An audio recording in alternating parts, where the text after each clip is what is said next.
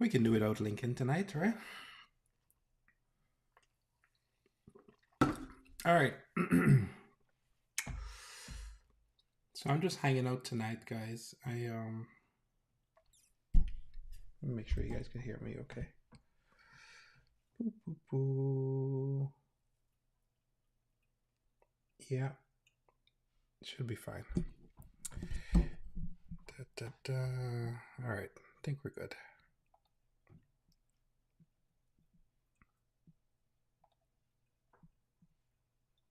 See if we're live on the internet. Live, there we go. Live on Instagram, are we? There we go. Live on Twitter.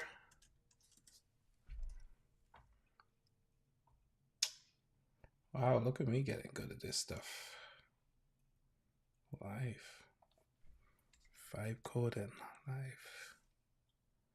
Let's do Twitch. Make sure Twitch is there.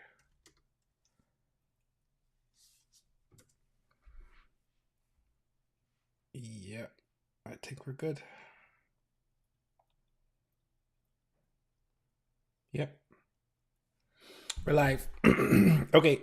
I'm just chilling tonight, guys. If you're new here, you just join in, wondering what's going on. What am I talking about?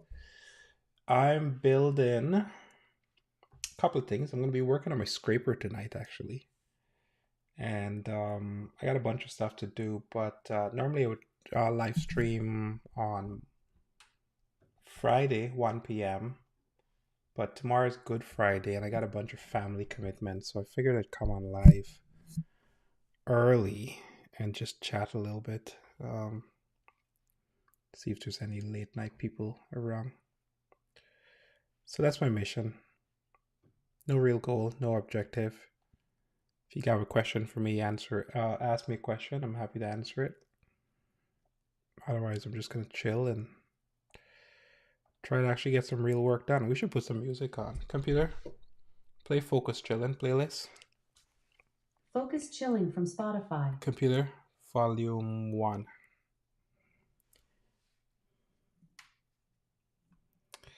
Put on my soundtrack. And yeah. So yeah, what are we building? We're building a actually got a couple things. I'll share it with you guys so at least you know what I'm building. I got tons of stuff that I'm kind of working on right now, but I'm really working on oh, actually, hang on. One more thing. I forgot one thing here. I forgot to get my chat window for the other stream. Hang on. Okay, there we go. Okay. Better.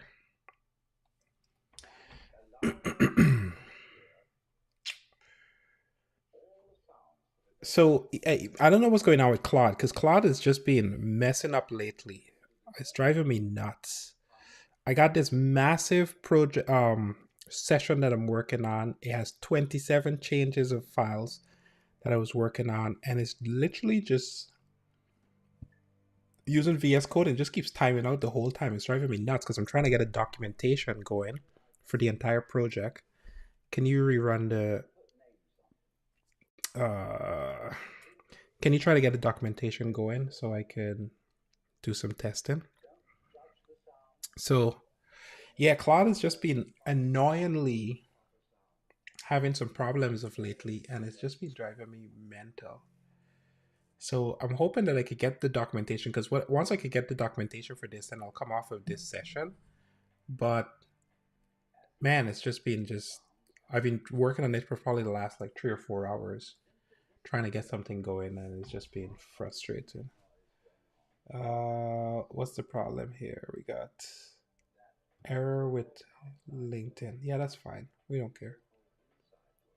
And we got five code and we got stream, Twitter. Okay, so we're good. So yeah, so I'm gonna be trying to fix this because I need to get this code checked in so I can move on to other stuff because it's just I need to get this going. So what is it? Let me just talk about it quickly and then I'll pivot to something else. So for anybody that's new and joining, this is a construction software, and there's a bunch of complexity around it. It's approaching about 1 million lines of code, and one of the things that the client has been asking for of lately is this ability to have multiple locations for a client, but on each client you could have multiple billing requirements. And so I'm adding sort of a pretty complex feature that, to be honest with you, my brain hasn't wrapped around the entire thing as yet. But I'm building sort of a pretty complex feature, and I started it maybe around like 2 p.m. this afternoon. I was like, you know what? Screw it. I'm just going to go head first and just get this feature done. I did some back and forth with ChatGPT, got it to a point where it's kind of, I have like a foundation of how it's working. And then I basically just give it the context of all the tables, all of the different pages, every single thing that I'm focused on to get it to write the documentation. And the last 4 or 5 hours, I've been struggling to get it to. So I think what's happening now, I'm off peak hours. So I think it's working. Let's see. We'll see if it actually works. Sorry, I'm getting over a cold, guys. Okay, let's see what we got here. Documentation created in billing profile system. Let's see. So, billing profile system. So, one of the things I like to do with my documentation is just go over and read over the entire thing. So, let's go to do that right now. So, right click, open a new window. Yeah, new window, come on. And then I'm gonna bring that back over here. Okay, billing system. The billing system profile adds reusable, configurable build profile that the system, blah, blah, blah, as alerts up. Design principle, adaptive, not destructive, graceful degradation, per client, audit trail. So we got a work order override, we got an equipment default, we got a location default, per client. Okay, so how it cascades. So load the client location, project details, existing on change, set client billing details. It says set job site location on change, new billing resolution. So if the project location client, check the work order override, check the equipment override, check the location override, check the client default. Which one takes priority? If found, apply billing profile to invoice. True. If exception thing. So always populate billing profile drop down UI. Yes. Legacy. Parent child override on change. Database schema. Yep. Got that. Okay, so this is enough. I got enough here for me to actually build out the UI. I'm good with this. Hey, I DM'd you on school. I can get your contact. Hey, yes, but did you message me in school? Who is this? Action Takes University. Hang on, let me go check right now. Sorry, I've been busy this week, man. Did you not Andre, hey. Did I not respond to your message? The guy from the Bahamas? Hang on. I'm sorry, man. My brain's been a little bit preoccupied this week here. Andre Kemp, what's your contact? Oh yeah. Did I tell you we're gonna book a meeting with me?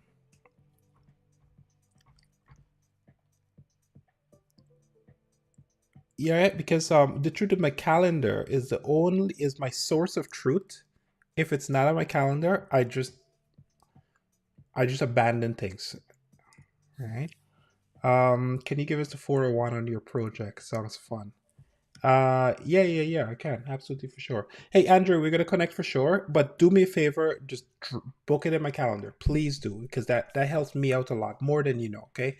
And it's not a hey, I'll drop it in the thing chat, because this is not a personal thing on you or any single thing. It's just the way that I run my life. And I know, for example, my wife, yes, tomorrow. So the reason why I'm doing this live today is because um, my wife um, just forgot to put in my calendar that I was we're gonna be doing the family stuff tomorrow, and then she last minute threw it on me, and I was like, oh, completely threw me off. So anyway, point is, my calendar is my life. So if it's not in my calendar, I just don't do it. DWINDwayne.me/meet. Yeah, sadly, it's the long weekend. So after today, I'm on family for the next couple of days. So we're gonna have to connect next week for sure. But that's why I wanted to hang on. Sorry, I'm getting the link for you here. Hang on a second. TTPS:/adwin.me/meet. Okay, I'm dropping it right in the chat on School, just because I don't want to give it out to 100 people online. And yeah, drop it in the calendar. We'll jump on a call. I promise you, we're gonna sit down and go through a bunch of stuff. This week has just been crazy. It's one of those weeks where it's like, I said I was gonna do a whole bunch of stuff. I did absolutely nothing. Okay, I did nothing. So yeah, but I appreciate you checking in though, because this is the sales part of the business, right? You got to keep checking in with people to get their attention. Else, yeah, you get nowhere. Hang on, let me okay, so I just sent that to you in a calendar. Hang on, let me answer the other question here. Guy from got that. Andre got you. What lead gen means on your platform? Okay, what does it do? Got it. Okay, let me answer you, Blue Lagoon or Lagoon. So, at a very high level, my lead gen platform is a system that basically does outreach. Okay, so it does outreach in a couple ways. It'll do the basics. It's basically a CRM system at a very, very high level. Excuse me. So as you can see here, it just these are all contacts inside of here. In fact, let me just go to a demo. It's fine. It's very fine. You can't really see the detail. So these are contacts, right? So I dumped inside of this tool. This is my personal contacts for my company. I got 72,000 contacts in it. It's actually about 75,000 contacts in here. What the system will start doing is it'll start to sweet, good, Andrew. Appreciate it. I'll look out for your call. We're gonna jump on a hop on a call for sure. So what the system will do is basically allow you to just dump a whole bunch of scrape leads. So scrape leads from a whole bunch of stuff, import it into the platform, and it's going to start running a bunch of checks. First, it's going to check the website, make sure that the website is valid. It's going to check the phone number, make sure that's valid, check the email address, make sure that's valid. And then you could do additional things like start putting more additional validation on it, so you could start doing research on the leads. Like you start going really in depth, and it's going to go out, find additional contacts, find any information around news articles, press releases, any of that type of stuff, any single thing that's relevant towards your company, your business, and the mission or the sales tactics that you're trying to apply. How does the system know that? Well, you gave it all that information ahead of time by telling it about your company. And then from there, the goal is to kind of automate and streamline just every aspect of sales, including giving you the ability to speed up the process of just making calls at scale. So that's a high level. On the surface, based on what the description I give you, any CRM does this, right? So you could use HubSpot and do this exact same thing that I'm describing. You could use Pipedrive. You could use, there's so many different tools that does exactly what I just described. So the question of what makes it different, the difference is once the system understands at its core what is it that you're trying to accomplish and what are the leads that actually make sense, it's going to go out and automatically start doing that on your behalf. Is it this Go High Level? No, not Go High Level. This is my own tool. I've used Go High Level for years on end. I didn't like a lot of the things that they have. Go High Level, the problem I had with Go High Level was it wasn't scaling properly for my needs. And when I say scaling properly, like I want to drop like 100,000 leads inside of there and be able to like manipulate the list in all different ways. And Go High Level just wasn't doing it properly for me. And that's not a knock on Go High Level. I actually really like Go High Level from a business model perspective. In fact, it's I would recommend it for a lot of people. But what happened was, this is my opinion. This is being from a software perspective here, is that Go High Level, they kept throwing and throwing more features. It started out in a different era, so the platform is kind of dated now, and it's being modernized, but it's kind of like a Frankenstein, and it needs to be rethinked from the ground up. The UI needs to be rethinked from the ground up, and they're not doing that because they just keep adding more features on top. And that's my frustration with Go High Level altogether. So as a software person, I just couldn't scale it to what I needed to do for myself. So that's the reason why. So no, not Go High Level. But this system, I did have Go High Level in mind with it because I do have a franchise model from day one built into it.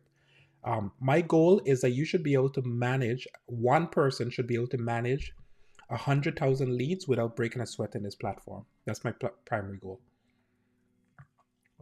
So yeah. Yeah, okay, got it. Sorry, going through the questions here. So, joined late. What platform are you going over? You didn't join late, my friend. You just jumped in. I joined late, if anything. So this is my own platform. It's called Lead Score. GetLeadScore.ai, and it's basically an AI platform that helps you with doing sales outreach and with AI. So I'm just getting started. I have 10 years NDA with established CRM, PRM company. I'm not going to say that word if I want to spin my own thing. You know what, Emmanuel? So here's the deal. What can I say? If you spin your own CRM, you have to be extremely ambitious, okay? And it's not for the faint of heart, all right? This is a very, very complicated journey that I'm taking on, but it's coming from years of frustration with multiple platforms that all kind of do what I wanted to do, but never really think. And I'm talking like, I can rattle off CRM on the top of my head. If you listen to top 10 CRM, I've used them all. Okay. Um, and I do mean genuinely. Now, the big platforms like Salesforce, I've only used some of the smaller companies that got acquired by Salesforce. And one of my biggest frustration has been with Salesforce is that they have so many different, because they just buy up all the companies in the industry. And then when you want to like upgrade or move your platform, like scale up and move from a platform that doesn't have your features to move to another one, you literally have to like go into a new sales cycle because there's no then you got to bring in a consultant to migrate your data. It's just chaotic. All right. HubSpot I've used for 3.5 years, had the exact same problem. Just spent a ton of time dumping leads into their platform and then ran into a bunch of limitations. That being said, HubSpot is actually, if I had to go back to a platform today, I'd choose HubSpot. Like by default, that would be my go-to platform. Right up there would probably be second to Pipedrive. I do like Pipedrive altogether, but yeah, I've just run into so many issues, and then the CRM platforms don't have, and I say this with asterisk, like real sales call-in features. You have to go to the sales call features tools to do sales call. But when I say sales call feature, this is what I mean. Like there's a platform called justcall.io, okay, which basically just focuses on outbound sales call, and it's a really good platform. But I've used, again, had 3 salespeople working on this platform here and just kept running into limitations. It's really frustrating. So I'm combining a whole bunch of stuff, including how do you scrape leads at scale and then systematically clean them, like score them. That's why the platform is called Lead Score, because it goes through a process of scoring the leads, and bringing only the leads that make sense for you, the human, to start communicating or using. so yeah. But yeah, don't write your own platform. Yeah, this is not for the faint of heart. um, you already answered. Got it. Okay, I see. So I have a home health aside computer. Man, hang on. Am I going blind? I think I can't read here. Hang on a second. Let me make this bigger so I can see the text. Hang on. You guys are answering. What programming language do you use to build it? So front end is just JavaScript because that runs the internet, but specifically Nuxt.js, Nuxt.js on the front end. This is my framework of choice. Anybody that tells me that React is the best, go. I have places to send you.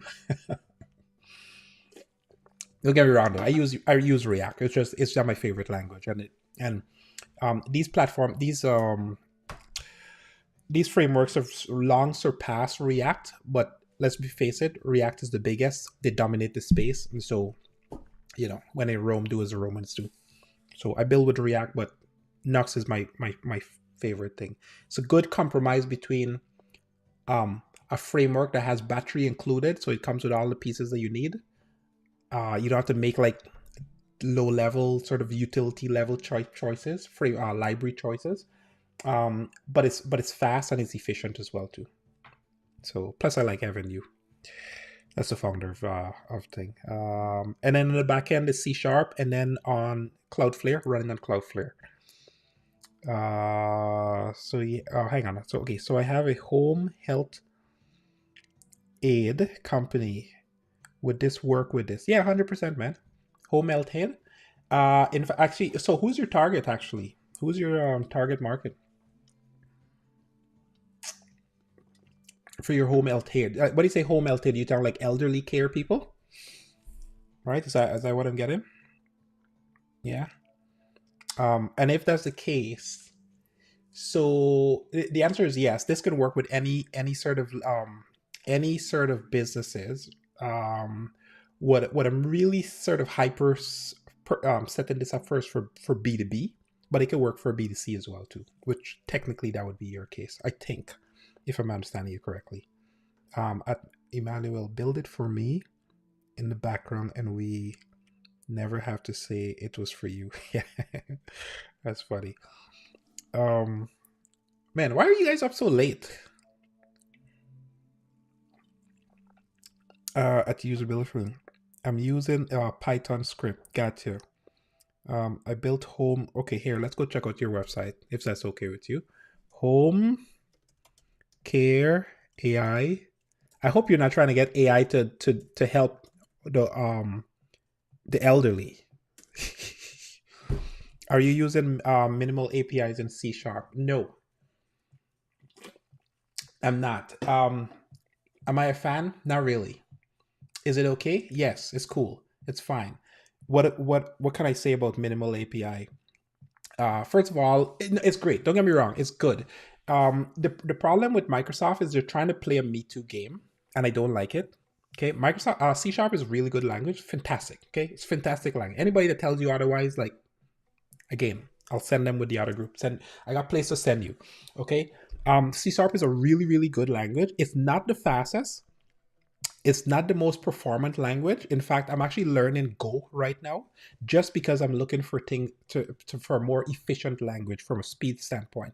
That being said, though, I put all of my business logic, I'd say 90% of my business logic for all my application in C#, because I could properly build out the infrastructure and all of the tooling and every single thing to kind of help me sort of like manage the business use case.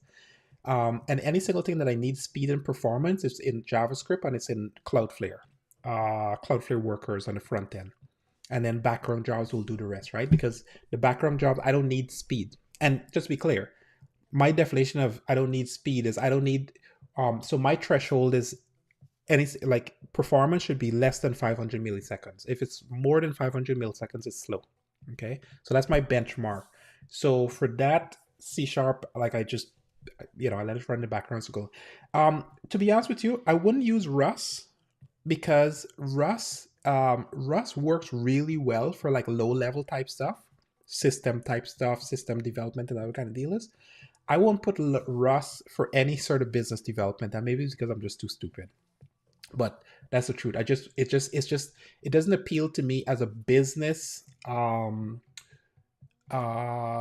what's the word I'm looking for? Like a oh my goodness, I'm losing my mind here. But like, it doesn't appeal to me as like an application that I can write business logic in properly, right? Because I'm thinking about too much about the low level stuff, right? Um, and then on top of that, the reason why I use Rust, sorry, not Rust, C sharp, not Rust, um, is partly because that was the first language I really, really learned, and I'm actually very, very good at it, relatively speaking, to the industry. So I know it inside out. I'm trying not to use SQL database, Microsoft SQL. I'm trying to shift every single thing to Postgres because I've done some testing and I've got significant performance gain with Postgres. It just scales better. But the truth is, I still got SQL database sitting in the background. I use base 64, base 44. Oh yeah, base 44 is pretty good. So I've heard. I haven't actually done like a really in-depth thing with it. Man, how many people are up this late in the night? I could barely get through these conversations. I was here to code, just to be clear. I was trying to do some work. Not chat with you guys. What are building that you need to use C sharp for backend logic? So it's not so much what I'm building, it's just that the history is more of the thing. So the original system, my original application, the application that I make my money from, which is this website here, it's not a lead score, it's not a lead score platform, it's a construction software. Okay, this is my company here. Okay, it was built in C sharp way back ago, 10 years ago. Okay, so the code has been modernized over the years, transformed from a legacy. Back then, we used to have our own servers, and then we moved to the cloud, and we started using cloud virtual machines, and then we migrated from virtual machine to APIs, and then we migrated from APIs to serverless functions, Lambda functions, Azure functions, and then we've kind of been then we moved that was like 5 years ago, and then we modernized the code now to .NET 8 to .NET 9. So it's just been an evolution because there's so much business logic that's just really, really complex, and to go back and do all that business logic today would just be really hard. I don't care to do it, so what we're doing is we're kind of building around it. So the other point that I'll answer about that is this application here has what I would call a legacy feature that's being modernized right now. So I'll explain it in a sec. So you see, I could create a quotation, and in the quotation, it runs a Docker container that actually opens up Microsoft Word and injects data onto it. You'll see it in a second. It'll pop up here. And that's all .NET on the background because it literally uses Microsoft Word in the background. It runs in a container now, but before it used to be running an actual physical server, and then we moved it to the cloud, etc. So C# is just really good for that kind of stuff. But as you can see here, it's taking 40 seconds for that first container to spin up because it's all dead. It's late in the night here. Yeah, so this is an actual Microsoft Word document that was just generated just a second ago. Now if I make a change and I think it because the spit server has been spun up, it'll be much faster. So if you see here, that will say yes, you see here, it takes about 3 or 4 seconds to come up. That's what's in C#. So all that backend logic, it's all sitting in C#. The question is, why do we have a Microsoft Word document? Because back then, when this application was generated and created, that was the thing.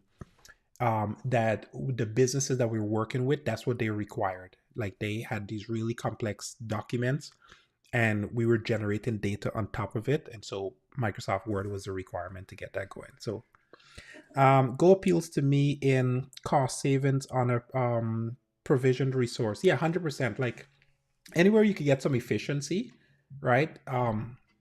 Go is just significantly faster. Every benchmark test that I've done, Go is just significantly faster. In fact, fun fact for you, a couple of years ago, I saw the program manager, one of the lead C# team developers, and they said they're actually trying to backpedal and lighten up C# so that it could work and feel as fast as Go. and they're doing a whole bunch of optimizations to make that happen, including AOT, ahead of time compilation.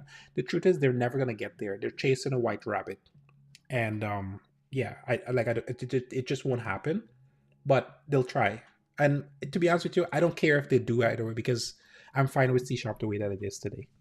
All right, but from an efficiency standpoint, you like this is the reason why I'm actually personally learning Go, and I'm not talking using AI. I'm like traditionally writing code to learn how to use Go properly because it appeals to me on a fundamental level. Plus, it makes easier. It's significantly easier to to run containers. You should see the complexity that I had trying to get my containers to run this document generation system inside of Cloudflare. Mind you, they were in beta at the time, so it was kind of crazy. I actually got a video down on my YouTube channel.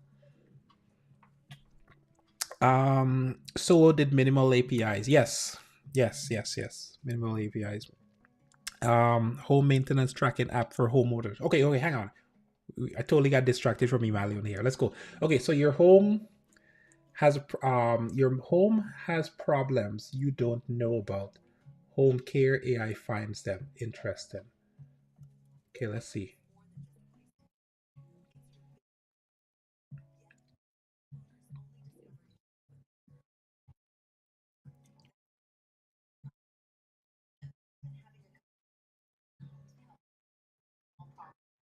Okay, I like this.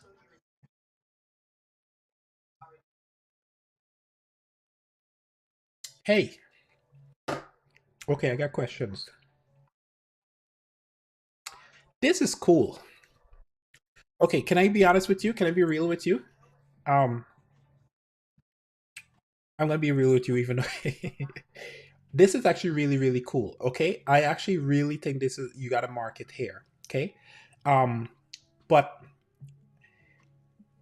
here's what I'll say. I think you're barking up the wrong tree. Okay, this is a subjective opinion here. I just want to be clear with this. I'm a little biased on this statement here, but hear me out for a second. Okay. Um, so my industry, my core industry is the contractors, plumber, electrical, garage door, HVAC, those kind of guys. Okay, and this is your audience also. Technically, I think. However, you're on the consumer side. You like this could work as an app. I don't know if you have an app. Is there an app in here? I presume you got an app. If you don't, tell me why not.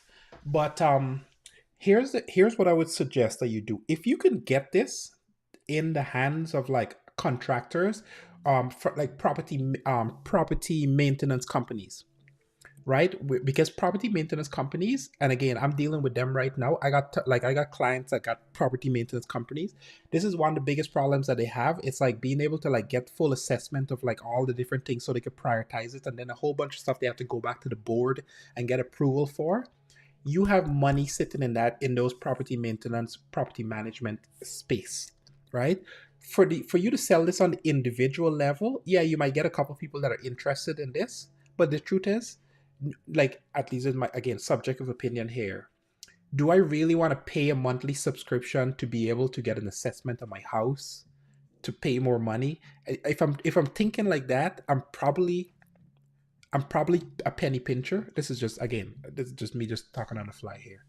So I would totally go after the property management companies and see if I could like make a deal with them to get them to kind of push this into like condos or something like that. Like that would be the angle I'd be thinking about. A one to many. Any single time you make one sale, it goes to many or your clients or your customers, right? That's how I'd be thinking about it. Hang on, where's the hang on. I gotta keep up with the chat here. It's kind of hard to keep up. Hang on. So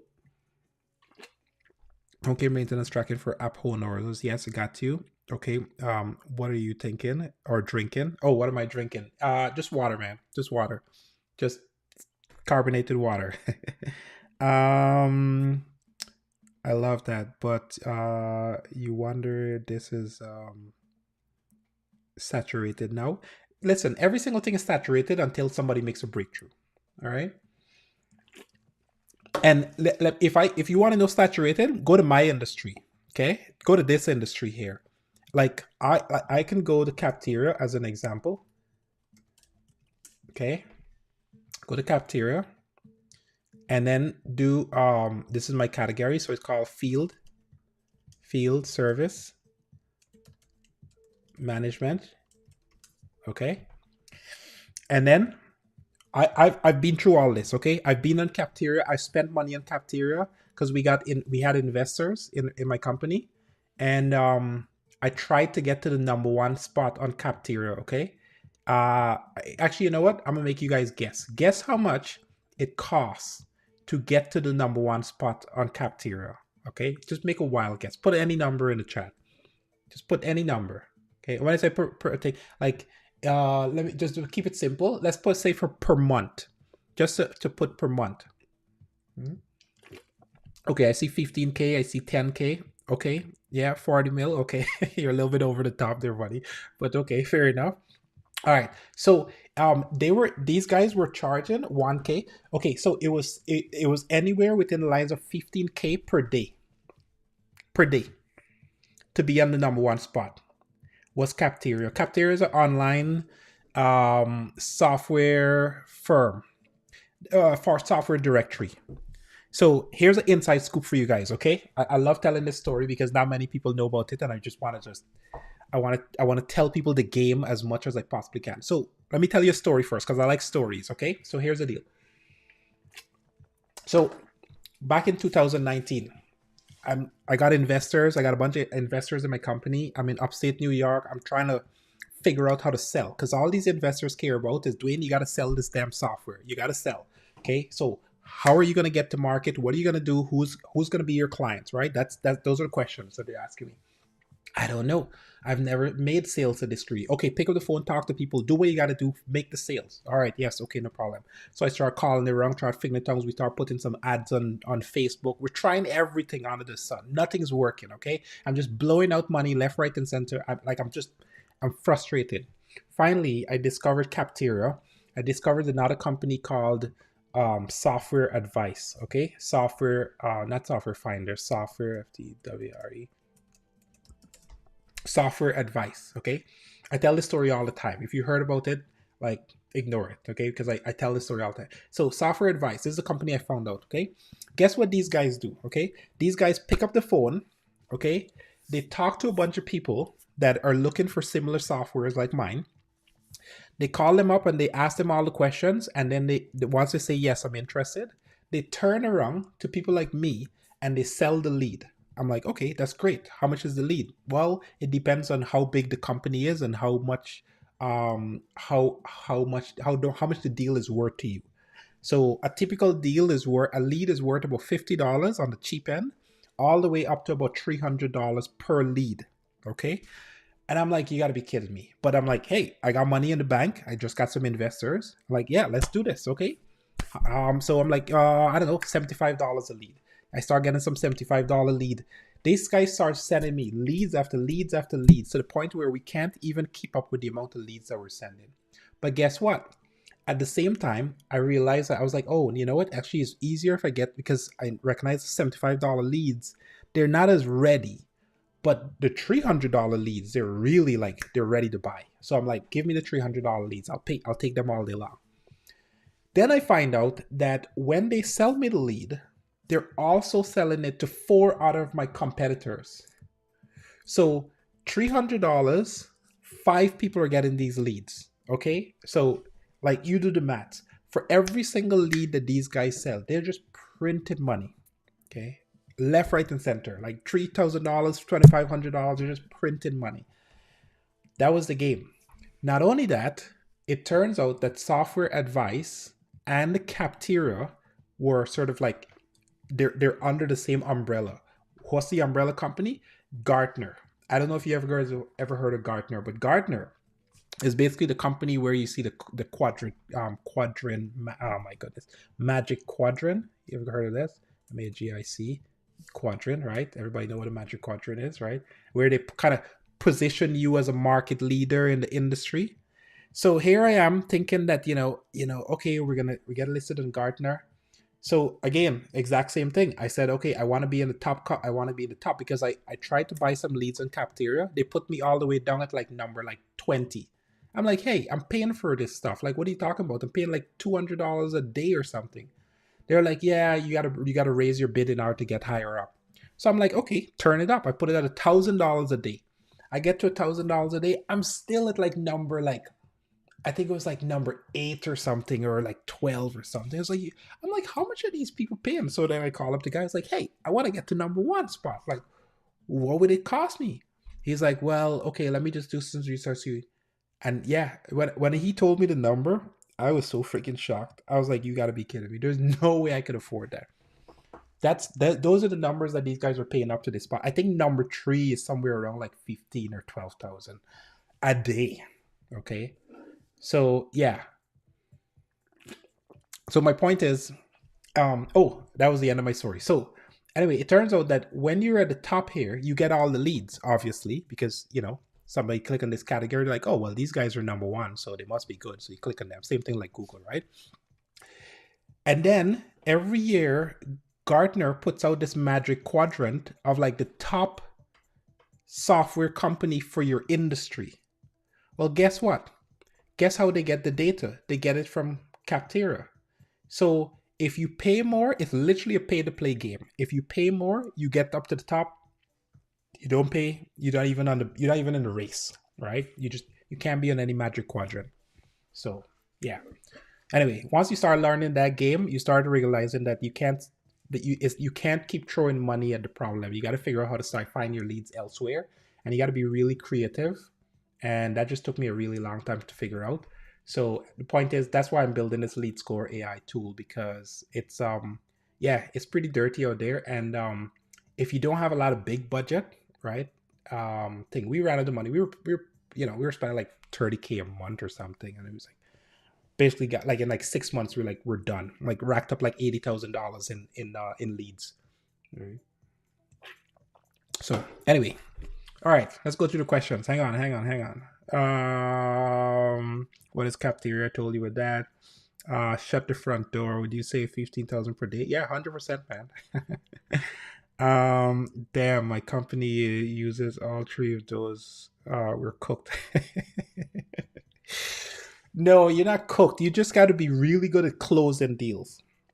You got to be really good at closing deals. And just be clear, the number that I give you is dependent on the industry that you're in, right? Different industry, depending on how competitive it is, it's different rates. But there's different ways to win the game today. Okay. And for me, like that's the game that I'm playing. I'm like, how can I beat these guys without playing their money game? And I think I have an idea how to do it, but I need tools to solve the problem. And I just haven't come across a tool that could like really allow me to do it in an efficient way without like me breaking the bank.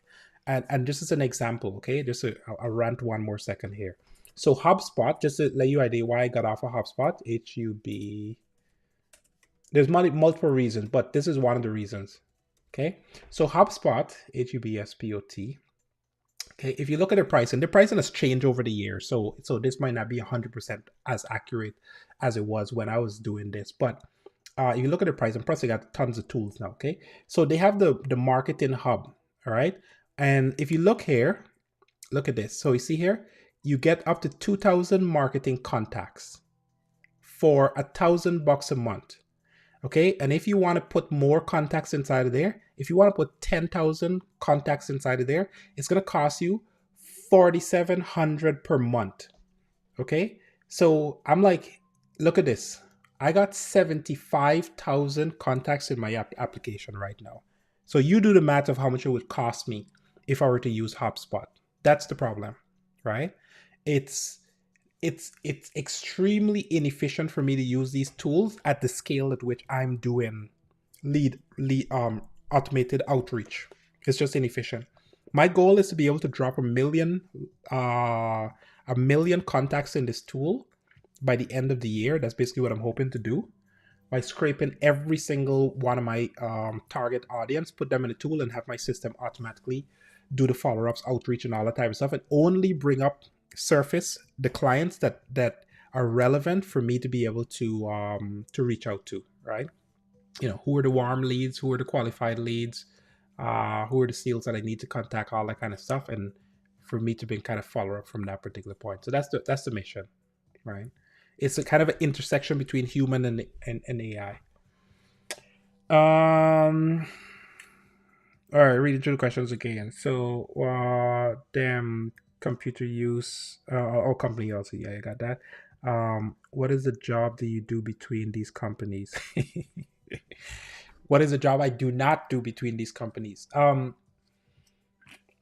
Right now I'm doing everything. So to give you a little backstory, I had 13 developers work. Not 13 developer. I had 7 developers working for me. 13 people in total.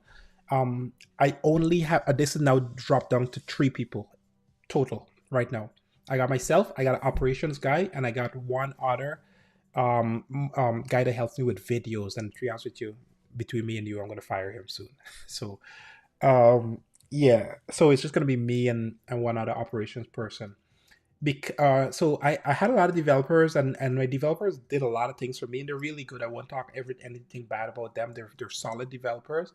The problem that I've recognized over the years in building software is that I have more capability of going faster in my mind that I could get the developers to go fast, and so that over time, I'll just be clear, I've been doing this for like 10, 15 years now. Okay, so I have quite a bit of experience, but over time, between having to run the company, pay the developers, do all that kind of stuff, I've lost over $500,000 at least in the last 2 years, for 2 3 years for sure. And I haven't been able to make the speed that I wanted with the products. And that's because I quickly learned that if you have 7 developers, 10 people, 13 people managing, you end up managing people, you never really get any work done. And so I kind of took a decision, like a aggressive decision, to kind of scale back down because of AI. Only because of AI I could do this and rethink my entire company from the ground up.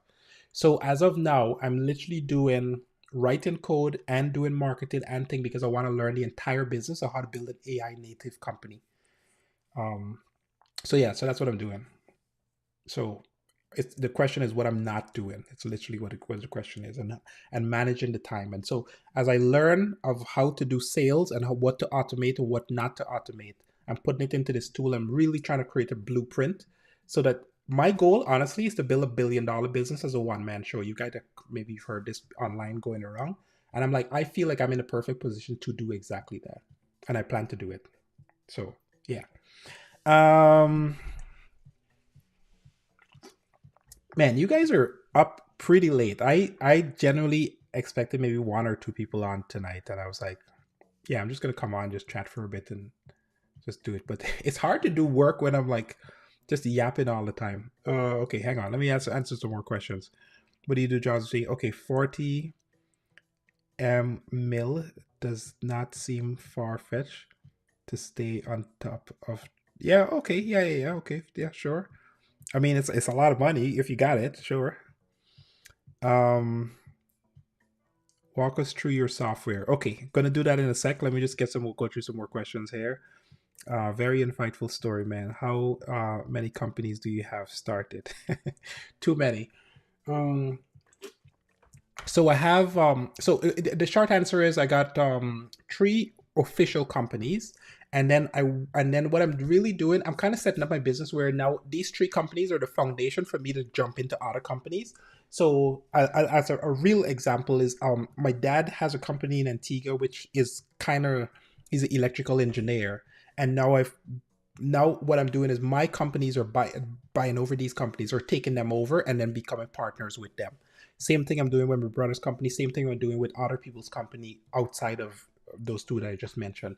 And the reason why I'm doing that is because I figured out the hard parts of running businesses, and now that I've kind of figured that out. I'm not saying I'm a genius here. I still think or I figured every single thing out, but I've learned enough now, and I've recognized it that what I'm building is really foundations for other businesses. So um, the 3 businesses that I have right now is my construction business, which manages construction software. That does every single thing from managing clients, quotations, invoices, work orders, projects, billing, the whole 9 yards.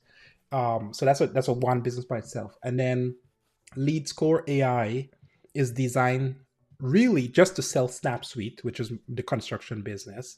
But it turns out that everybody that I've talked to is in like loves the idea of this software or what I'm trying to build here, and so I recognize it has a broad market, and so I've been trying to build this in a way to sell it to a really broad audience.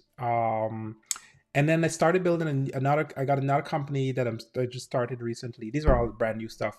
Affordly, which is a personal. This is a consumer app. This is my first consumer play. I'm just experimenting with trying to be in the consumer market, and it's really just a application to help you get out of debt. So at its very basic, it's, I don't know if you guys know Mint. You ever heard of Mint back in the day, where you track your expenses and that kind of stuff. The problem that I've downloaded like 20 different tools to kind of track your finances. They're all garbage. Like they all expect you to do a bunch of manual work and stuff like that. It's like it's just a waste of time. So I basically just decided I'm just gonna do my own. And the problems that I have internally in my own household with managing money is it's way excuse me, it's way above what those tracking tools will do. The only tool that I could see that's actually comparable to what I'm building is Monarch. Monarch.com. This is a really good tool. It's pretty good. But the business model, in my opinion, is completely wrong. This is just my personal opinion about it. I say that I just started mine. Sorry. So even though it's $8.33 per month, and it's actually really good. It's fine. It's a really good tool. It's by far the best tool. In fact, if you're in the US and you're looking for a really good tool, highly recommend them. I wouldn't tell you not to use them.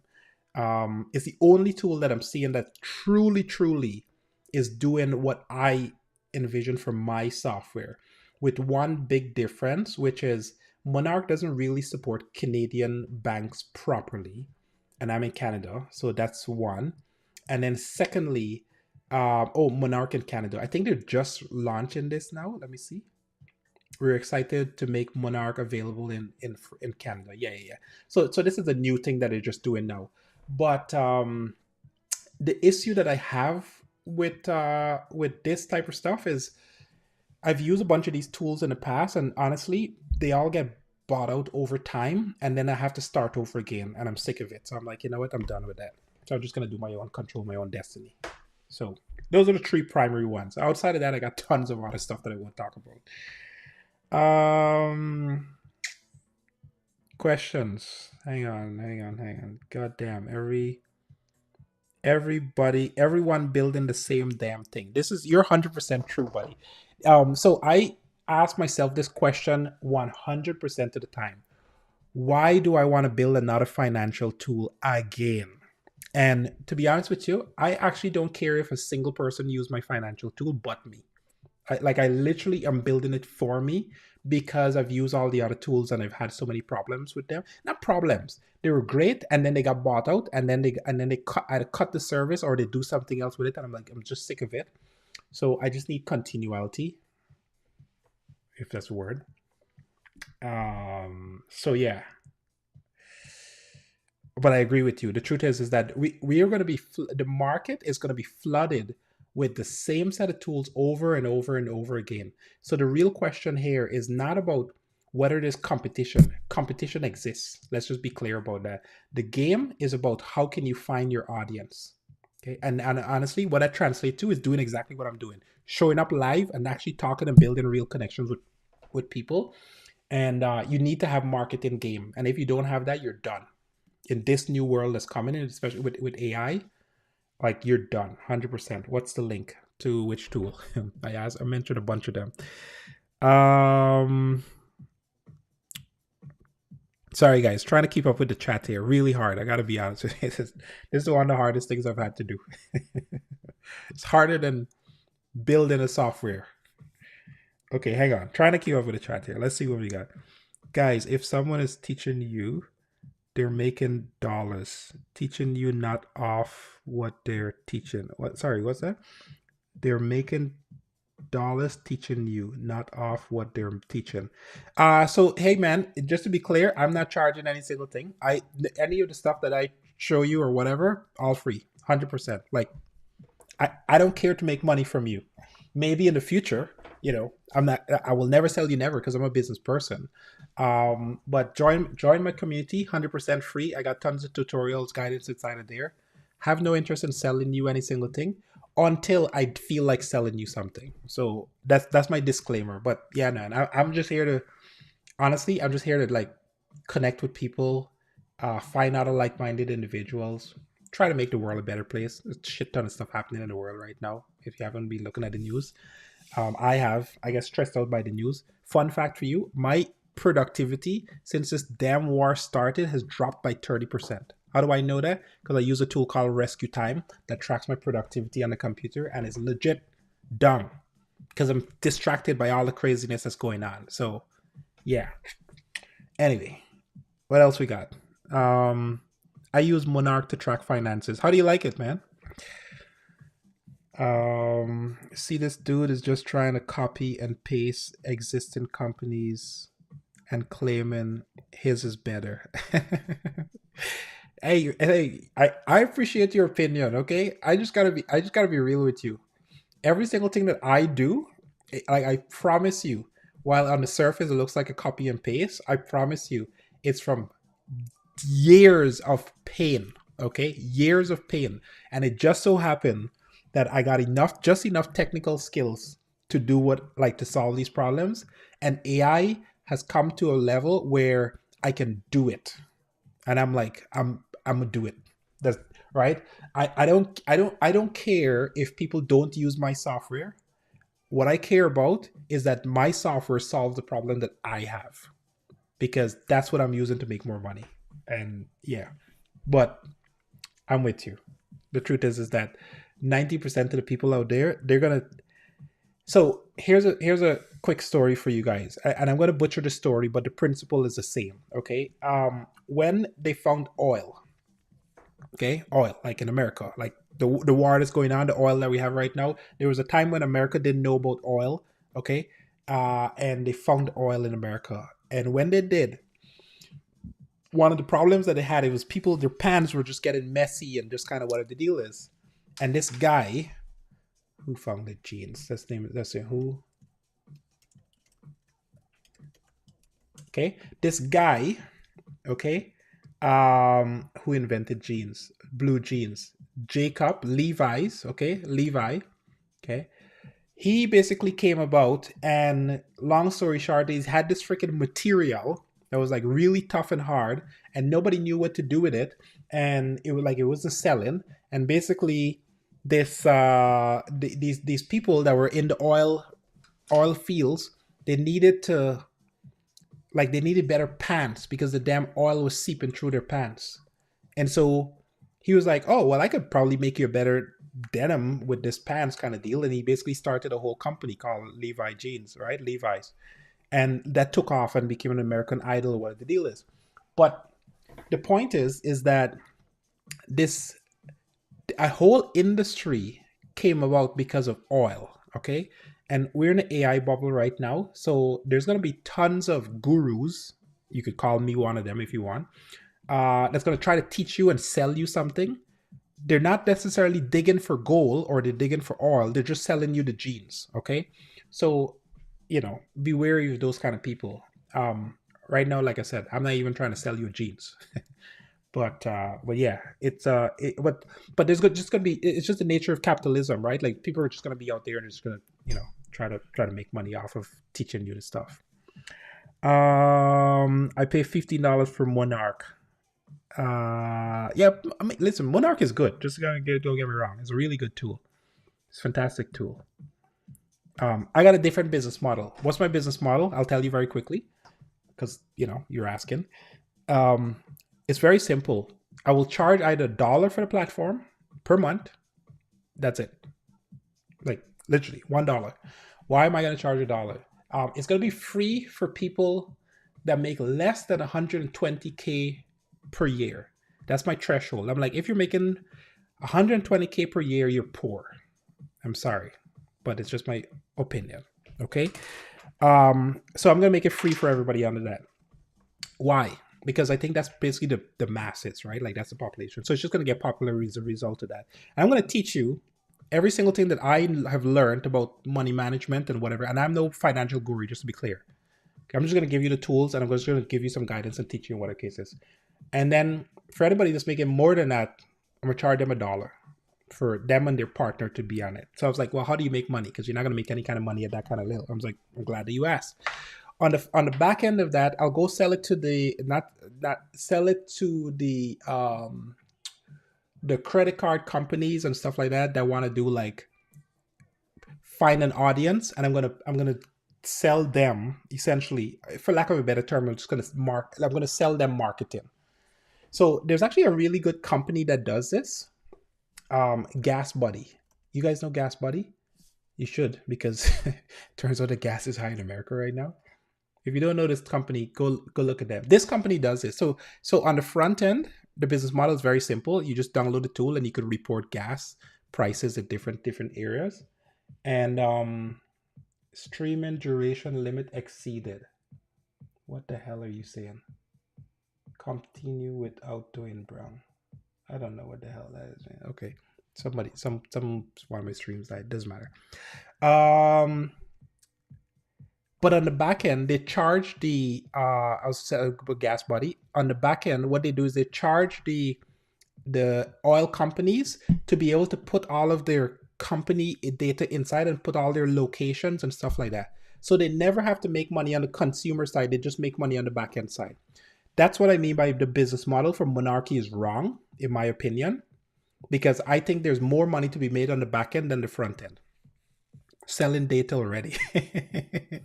Kind of. I'm not really selling the data as much as I'm selling access to the statistics. So there'll be some gray area. We'll figure out what the business model is. But my point is that I don't want to make money on the front end. I just want to be the Google. But yeah, no, yeah, that will be the idea. Yeah, Gas Buddy gas station owners report their own prices to their app. Yes, that's right. Yes. And then they compete with each other that way. Yes. But they are charging for this. Just so you know, there's a business model here. Just to be clear, that's what I'm trying to explain to you. Okay. See here. Go to, where is it? See advertise. Okay, that's one. Work with Gas Buddy. Engage with large addressable audience, fuel convenience store, shoppers, blah blah blah kind of deal. Right? There's a whole back end business model to Gas Buddy. That's what I'm trying to say. Okay. Specific franchisee owners, not the oil companies. Yeah, no, okay. I'm generalizing. Okay, don't shoot the messenger here. I'm just trying to give a concept more than the actual details. Like I don't know Gas Buddy's business in detail. See here, our partners. Okay, BP, Exxon Mobil. Right, they are working with the oil companies also. Okay, but don't ask me the specific details. Okay, for business here products for businesses. Let's just go through it because they have, see, Gas Buddy advertising. So let your brand fuel the journey of millions consumer blah blah blah kind of deal across wire. So they do advertising, okay. And then Gas Buddy business pages gives fuel retailers and convenience store owners the best of all worlds. Real-time data, see here, real-time data, big data, easy to use dashboard, blah blah blah blah. So what they're doing is they're selling the data, the access to the information, basically the usage of the platform, whatever it is, right? Like those are the two business models. So they make tons of money on the back end. On the front end, it's a free application. That's all I'm trying to say here. Okay, don't shoot the messenger. Understand the concept and the principle. Where are we at? Somebody making less than 100K a year. Yes, that's my mission. I believe that everybody at minimum should be making 100K a year. That's my bar. For humanity. Repeat what you said. What's free? The app is free. So the goal is to sell the app for free. Okay, like my Affordly app. This is my app, that basically thing. So I give it away for free. You could use it, do your finance, do all that kind of stuff. And on the back, but it has all the features, all the top features. Okay, like it's not going to be for thing. The only reason I'm planning to put it for $1 is because I don't want spammers and stuff like that inside of there and incorrect data.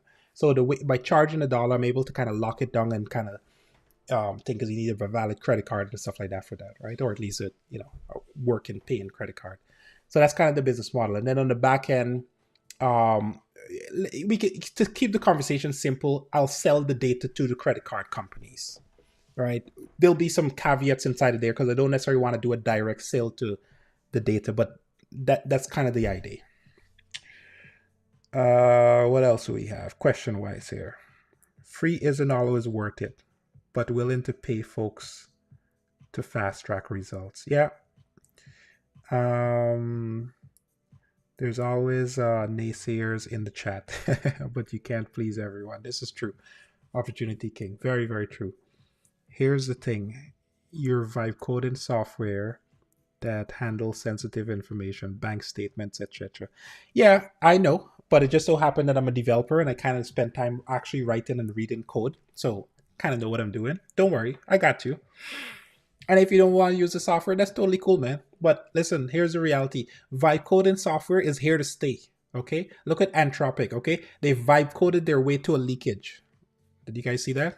Anthropic leaked their code, their source code. So that's just the reality that we live in, okay? Every company will be doing vibe coding, period. Whether you like it or not. I remember, okay, 10 years ago, 15 years ago, this is how old I am, when people were talking about moving to the cloud, like, like hosting their data in the cloud, and it was such a big deal. And people were like, why would you want to do that? Like, you're just thinking, no, nobody talks about that, right? So I believe in 5-10 years time, the concept of why would you vibe code a software, that it wouldn't even exist anymore. So just got to get to the program. When in Rome, do as the Romans do. What else do we got? Here's the thing. Love to program. Yeah, I'm with you. Learn to program. Yes. I do know how to program, just to be clear. If I couldn't solve to handle sensitive information, learn to program. Yeah, I got you. Man, I've been wanting to do this live vibe coding forever, but never got the chance to start it. Hey, you have to, okay? Mr. Gunner Vibe Only. If you're building a vibe coding software, like you have to. Well, I think what you meant is that you wanted to. I might be misreading your thing. I'll interpret it in two ways. One is, if you're building a vibe coding software and you want to learn how to do it, first of all, join my community. By the way, if you guys don't know, I have a community. I should mention that. Which I've been very behind on being active, but join the community. Hang on, I'll get it to you. Dwayne.me/school. Join my vibe coding community, free. As somebody already accused me of charging people. I'm not, but if I wanted to charge, I will. It's free, and if you join the community, I have tutorials inside of there to teach you how to do vibe coding, just in case that's what you're asking for. I need to learn vibe coding. Join the community. So repeat 3, selling data already. Yeah, I got that. What are you talking about? Specific franchise. Yeah, I got that one. I like your transparency and selling data. Hey, you know what? So here's the sad reality that we live in, okay? Your data is out there whether you like it or not. Period. It's just out there, okay? How do I know this? Because there's entire companies called, have you guys heard of Delete Me? There's a company called Delete Me, one of them, that literally this is all they do. They charge you to go remove your data from other stuff. And I contemplated on whether I should do this or not. I really, really did. I was thinking about it, and I was like, you know what? Like, I have to pay this company for the rest of my life to try and remove my information from the internet.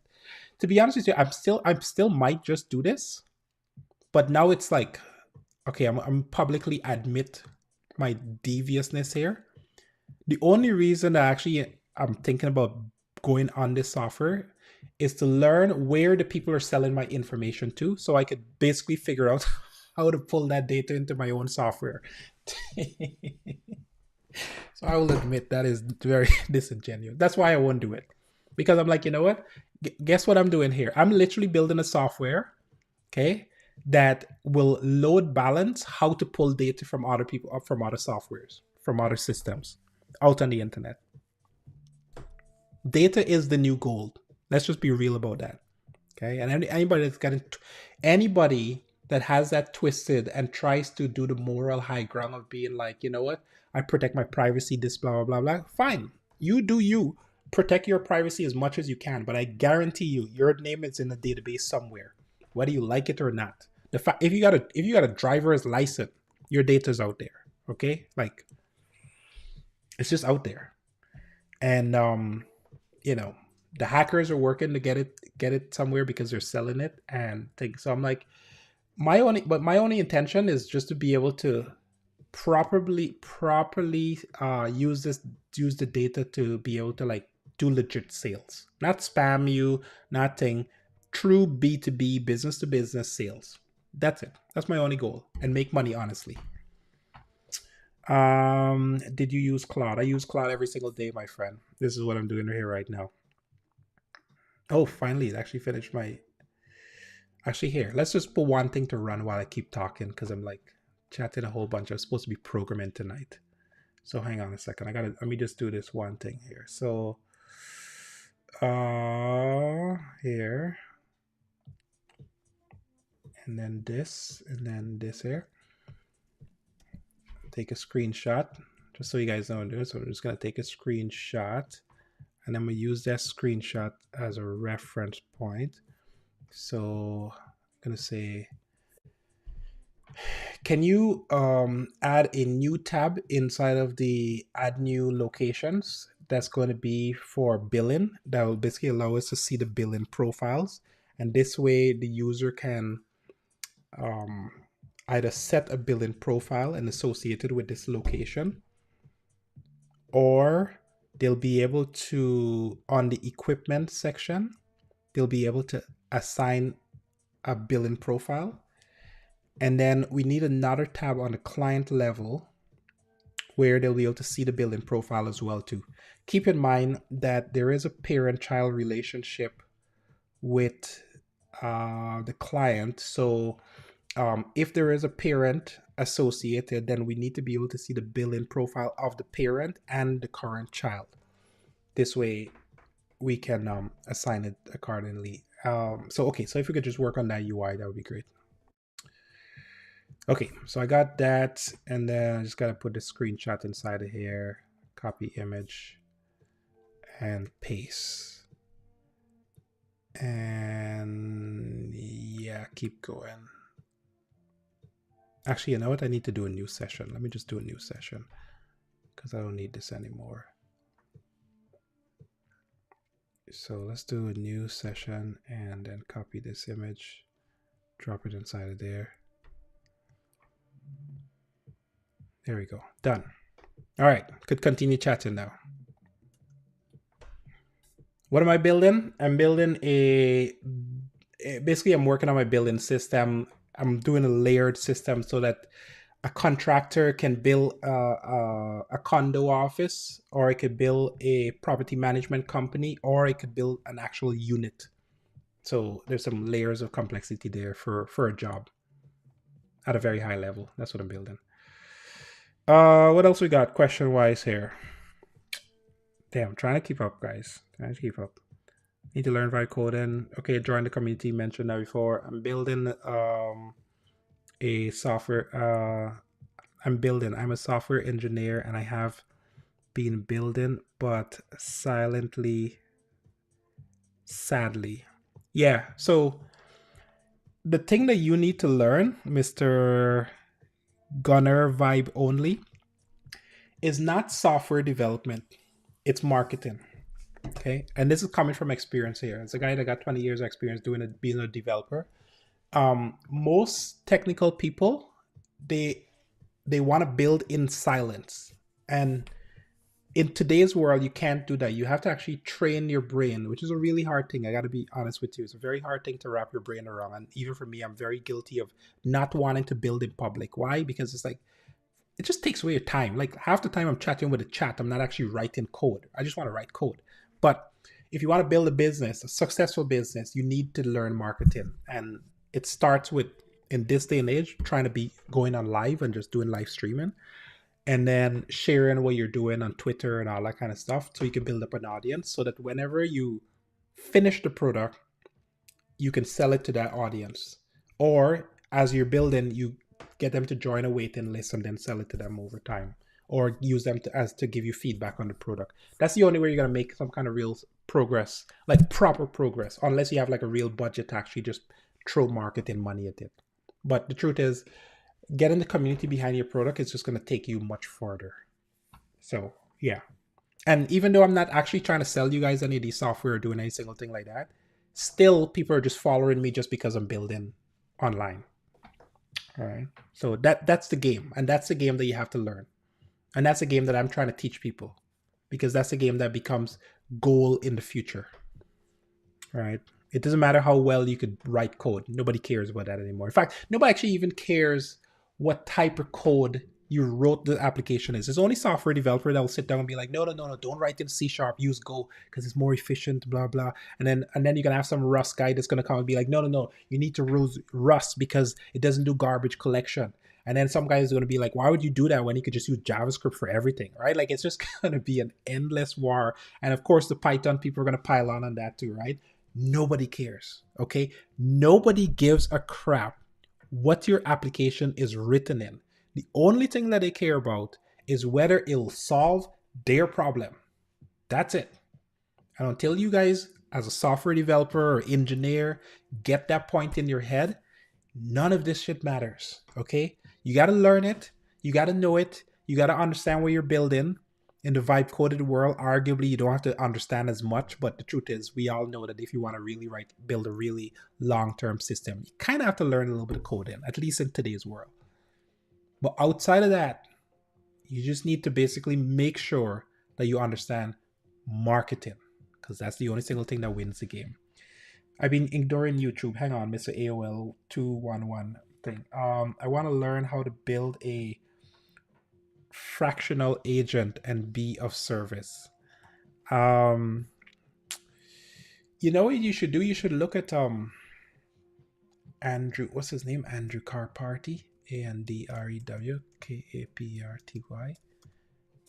I think it is. The guy, yeah, this guy here, Andrew Karpathy. His YouTube channel actually has some really good tutorial. I wouldn't call them tutorials, but guide on like, he's been doing a pretty good job of like explaining some of like the core concepts that you'll need to know, like agents and stuff like that. This guy worked at Tesla for a bit and then made a ton of money, and now he's like just on the internet kind of producing stuff. But some of it's not some of his stuff. In fact, if I want to learn real underlying foundations of AI, this is where I go. I'm like, how does the LLM work? And he just tells me, right? So yeah, if you really want to get that foundational knowledge, this is where you need to be, Mr. AOL. Fractional, I got you. I know what you're talking about. Functional, sorry. Okay, where are we at? Hang on. Trying to keep up with the chat. Bro, don't let haters gaslight. I'm with you. I'm just answering these people just because I appreciate it. AI is computer 0 and 1. That's right. Zeros and ones. How do I join? Link is in the bio. I'll drop it right now. I'll drop it in the chat right now. Dwayne.me/school. I would put it in my bio, but I think I have to turn my account into a business account, and I kind of messed that up and haven't gotten back to it. I love having Vibe Pawn. I don't know what that means. I wouldn't do it if you have ever had a public social presence. You're wasting money. Okay, hang on. I'm trying to catch up with the chat here. Give me a sec. Did you use Claude? Would you be open to doing Claude 101? I've been using ChatGPT and struggling to adopt Claude. There's nothing to. Well, I mean, if you don't know, you just don't know. They're the same. They're the same. I'm happy to do a Claude 101. That'll be fine. In fact, I put it in my channel. So why are you not using Playwright? Now I'm disappointed. I have Playwright. I do use Playwright. I'm starting to switch to Anti-Gravity and Gemini Flash 3. Way cheaper and very good at coding tasks. You know what? Have Anti-Gravity. Haven't used their model much. Kind of somewhat used it. Here's where I'm at with my development journey. Claude 4 Opus 4.6 works. I just don't use any single thing else. So let me back up and say this. The last year, I have been running after the AI rat race. Trying every model, every tool, every single thing, just experiment, okay? And then Opus 4.5 came about. In fact, actually last year, November, I kind of gave up because I felt like all the models regress. And I think there are a lot of people on the internet felt that way. And then Claude 4.5 came out, Opus 4.5, and it was like, whoa, this thing is good. This thing is stable, and it's really good. And then 4.6 came, and I was actually hesitant to jump to 4.6 because I was getting so much productivity per 4.5. The problem that I had with 4.5 was that I couldn't give it multiple it wouldn't go through like 10 different files. It would just go through like 3 or 4. And I was like, you know what? One night I was like, okay, let me switch to 4.6. And I noticed that when I went over to 4.6, it spent an enormous amount of time just researching the files or the API structure or the code structure before it actually did work.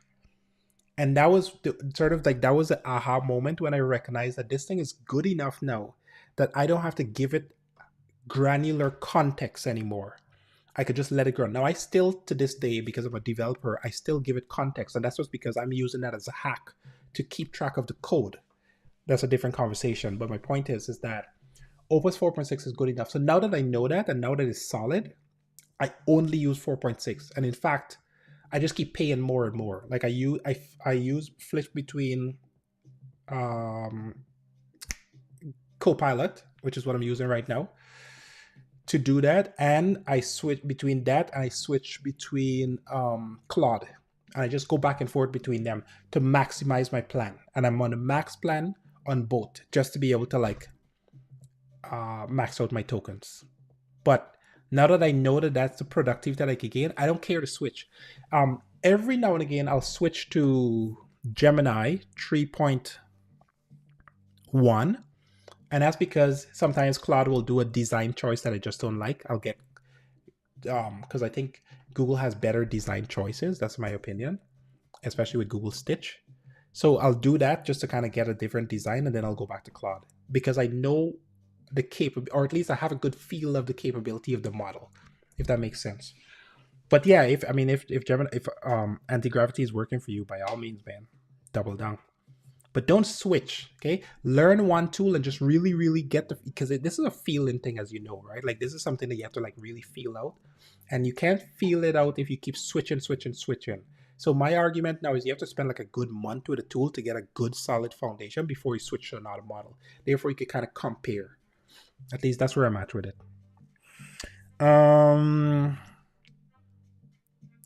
Where are we at? Hang on, losing my.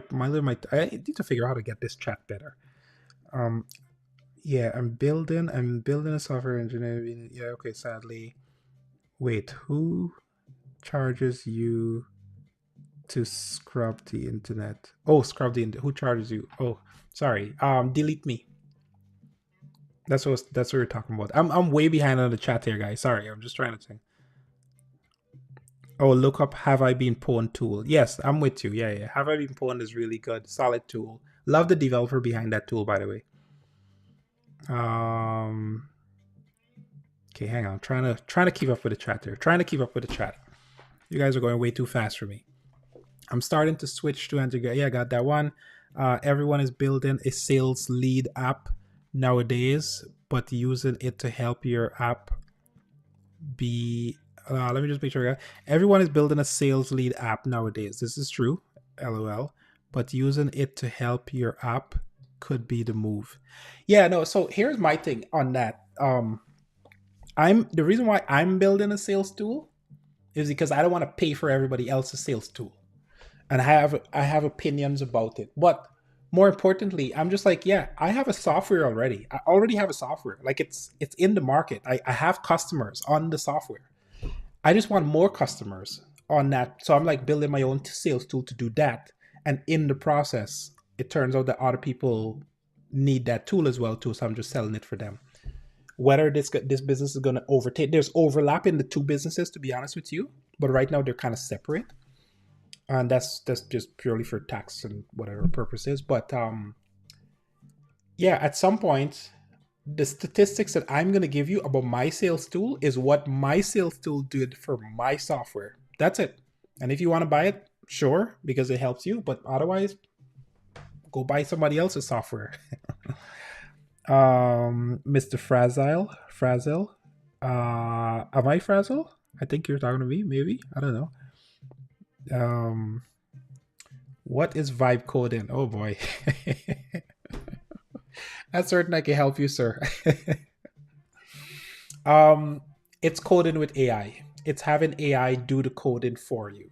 Hopefully that helps. This is vibe coding. As I talk to you, I have software writing my code. Okay, so just actually let's just review the code that we got. Let's see what we got, and then I'll come back to the chat. So hang on.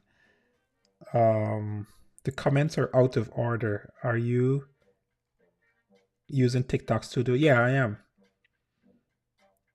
I don't know why they're out of order. I'm in a rat race, lol. But if cost is not an issue for you, then Opus is obviously the best. Yes, 100%. That's why I'm using it. I'm like, I don't care to use any single thing else. I'm just maxing out every single thing. Because here's my philosophy on this. Okay, I'm coming from, like I said, I mentioned this stat that you might have not been here earlier, but I had 13 developers, 1-3. Okay, I had 13 developers coding for me for the last 5 years of my existence with my company. They're all fired. I'm not making this up. Okay, they're not here. And just be clear, I didn't fire all of them because of AI. I filed all of them because the company was running low on cash flow, and I just need to make some changes, and so I decided to just fire everybody. And AI has replaced that. So me spending $200 a month at this particular pace that I'm going at right now, I have replaced 100% all 13 of my developers from a productivity standpoint. And I was paying them way more than $1,300 a month. So from that perspective, this is a win for me all day long. So I'm like, yeah, I'm all in. And I don't care for any other model. The only time I'll use the lower model is if I'm in, I'll use Codex 3.5.3 for a bit. That's sometimes when I need a different opinion than Claude. And then I'll use Haiku if I need to do some sort of run some script on my computer. That's it. Otherwise, I don't even come off of Opus 4.6. Never. I'm just 100% locked in. What else we got here? The comments are out of order. You mentioned that before, using TikTok. Yes. Codex is really good at the research, but Claude implements way better. Yeah, you know what? Of lately, was it they're at 4.3 now? Codex 5.3. It's really solid. So I'm at the point where sometimes I'll kind of switch, but again, it's really just so I can get a different opinion. But yeah, I'm not locked into Claude, man. I'm locked in. Hey, Shannon, the digital pixel CPA. Do you consider yourself a developer? I was born a developer, my friend. Been a developer for 20 years. So yeah, 100%. But now, actually, no, I take that back. If you ask me who I am today, I will never tell you I'm a developer. I would actually tell you I'm a fake developer. What I am today is an entrepreneur. I just build stuff, but happen to know code.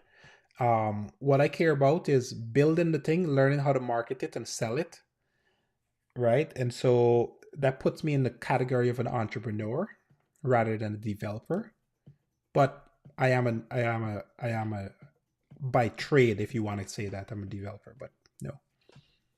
Yeah, and for all you developers out there, my true an honest opinion guidance for you is to change your title from developer to entrepreneur. Okay? Because they're two different people. They're not the same. Okay? Developers try to write pixel perfect code. Think to think about scalability and what is it? Polymorphism. I can never say that word properly, right? And separation of concerns and scalability, right? And all the other buzzwords that you could possibly think about, and microservices and yada yada yada yada yada. Okay, entrepreneurs are like, we're gonna build it, we're gonna sell it, and then when it scales, we're gonna go get investors, and they're gonna pump money inside of it, and then we're gonna scale it up, blow it up to as big as we possibly can, and then we're gonna sell it, and then it's somebody else's problem.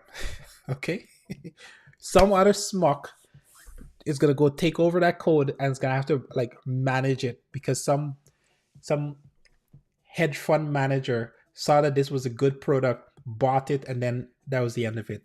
Okay, and I could list countless tools that are in that ballpark today. Okay, where these damn hedge fund manager people just bought up the damn stupid tools, just made them go to crap. They're just garbage tools today, but they still print money for them. That's the game, man. So you, the developer, you could sit there and try to code the perfect tool all day long. Nobody gives a crap. As long as it works and it could scale to some level of degree, the game is to sell it, find a market, and then flip it. That being said, though, coming from the investor world and having investors, not big investors, by the way, but having investors in my company, I'm at a place where it's like I don't care for you, investor, to tell me what to do. I just want to do my own thing. But that's only because I've been there, done that. Okay. So I was saying the name fast, blah blah. Hang on. How do you find investors or funding if you have a product? That's a really good question. So that's a really good question. I'll answer it. Here's what I'll say. You don't, and this is going to sound weird, but just bear with me for a second, okay? You don't find investors. Investors find you. Okay? If I could show you my email right now, I probably get, I'm not making this up, at least in a week, I'll probably get 2 or 3 outreach of investors trying to like book meetings with me. I'm not making this up. Okay. In fact, I have a folder that they just go to because I keep them for the future. Here's the problem. When you are like a nobody and you don't know crap all and you got a crappy tool that's barely working, nobody gives a shit. Okay. I'm telling you this honestly. However, if you can get some traction in the market and you could find actual people that are like willing to buy your product and it's starting to grow, all the investors will run to you. That's what I mean by you don't find investors, investors find you. Okay. So when I started in this game years ago, and I want to be clear with this, I want to make sure I'm saying this because I don't want to mislead anybody. The investors that I had were small investors. Okay. By small investors, people that pump in $20,000, $30,000, $50,000 in my companies. Okay. Not crazy $500,000, $1 million, that kind of stuff. I can't talk to you on that level. But for the people that invested in me, it was because we had some level of traction. It's not unnecessarily 100% true, but in most cases we had some level of traction. We'd already built out the tool, we'd already proven that the system could work, and then they were interested. When I was trying to do this, when I just had like the idea and some basic like process, nobody cared. Like nobody gives a shit. Okay. So I've learned over time that the game is just to figure out the market because everybody wants you basically and to simplify it, investors only care when you've cracked the 0 to 1. 0 from 1 to 1 meaning that you had no customers. You figure out how you get to your first customer, and then you got to like your 10th customer. And then only when they've seen that repeated process, now an investor care because they're like, okay, well, he's done the hard part and he clearly can see that he has money. That's why like OpenClaw just blew up overnight because there were so many people trying to give him money and whatever. And, Sam Altman bought him up in like a weekend, right? Because the traction is just so insane that you just think. So you said it's called MVP, minimum viable product. So it's not even minimum viable product in today's world. It's like minimum shippable product with your first 10 customers minimum. That's like minimum viable product, right? So back in the day, MVP used to be like, I got a half working product and I'm just kind of testing it out and then I go find investors. We're long gone from that era. Okay, you need to have a minimum shippable product with real customers actually using your platform, because everybody can AI code their way to something and show proof of traction. And then you're gonna get investors flooding you. So that's that's the game. Right? I'm trying to think of $1 million idea. Don't think of $1 million idea. Focus on problems that you have. Solve those problems, and then other people have them. Okay. I used to think that there's like a lot, like, oh, what am I gonna build? Like every single thing that I want to build is already been done. And two things I've recognized: it doesn't really matter how many times the same thing is. Ask yourself this: go on the App Store right now, and don't do it right now because you're on the live. Don't leave the live. But when you get off the live, go check out how many to-do apps there are in the App Store. It's like 1,000,001 to-do apps on the App Store, right? Why do they exist? Because everybody keeps coming up with some new way of doing a to-do app. Some of those apps are actually making money. Some of them, not all of them, but some of them are. Okay, and if they're not, they're on the verge of getting bought out by a company and all that kind of craziness. But right, like anybody and their dog can make a to-do app today, but yet somehow there's 1,000,001 to-do apps. The point is, you build it for yourself first, you figure out some unique angle about it, and then other people will gravitate towards it if you could build a market around it. And it doesn't matter how many other competitors are in the market, you could find a niche, right? There's not many people that are going to like my content because they're like, who the hell is this guy? I've never heard about him, don't know him, don't really care, right? That's totally fine. But there's still an audience for me. Because guess what? There's, I don't know, 7.5 or 8 billion people in the world. A few of them are dying right now because of the stupid war, right? But the reality is there's always an audience for you. And if you price your product right and you find your audience, you could sell to that audience. Okay, hang on. Trying to catch up with the chat again. I love your answer. Thank you, man. Appreciate it. I'm trying to think of it. Yeah, got that one. 100 the same page. Build multiple SaaS tools. Yeah, 100%. Yeah, just don't spread yourself too thin, right? Because I'm guilty of this. I got 100 different tools that I'm building and working on, okay? If I look at my board right now, I'm not making this up, okay? I got a whiteboard here. I got a social media planner app. I got a lead score app, which is what I'm working on right now. I got an app called Affordly, which I showed you guys earlier. I got a mobile app. I got a calendar app. I got a app, and then I started a company, a brand new company this year called Firm Hub. And then I was like, shit, that sounds a little bit too close to Pornhub. So I don't know. I might change the name, but anyway, yeah. But I registered a damn company and a corporation and every single thing for the stupid thing. And then I sent it to a friend and I was like, what does this song like to you? And she's like, porn? I was like, shit, I'm screwed. Anyway, it doesn't really matter. And the reason why I did it because I had already researched the name and I found the domain name and it worked and there was no other company on LinkedIn with it and like very few. So I knew I could dominate the space. So I did it. And then anyway, it doesn't really matter. And I didn't want to do the reverse, which is Hub Firm. It just sounded weird. But yeah, that's like, what did I list now? Like 6 or 7? Yeah. And then I have an AI receipt application I'm working on. I got another mobile app that I'm working on. I got an accounting system that I'm working on. Too many software. So Mr. Brit C-Scan, did I get that right?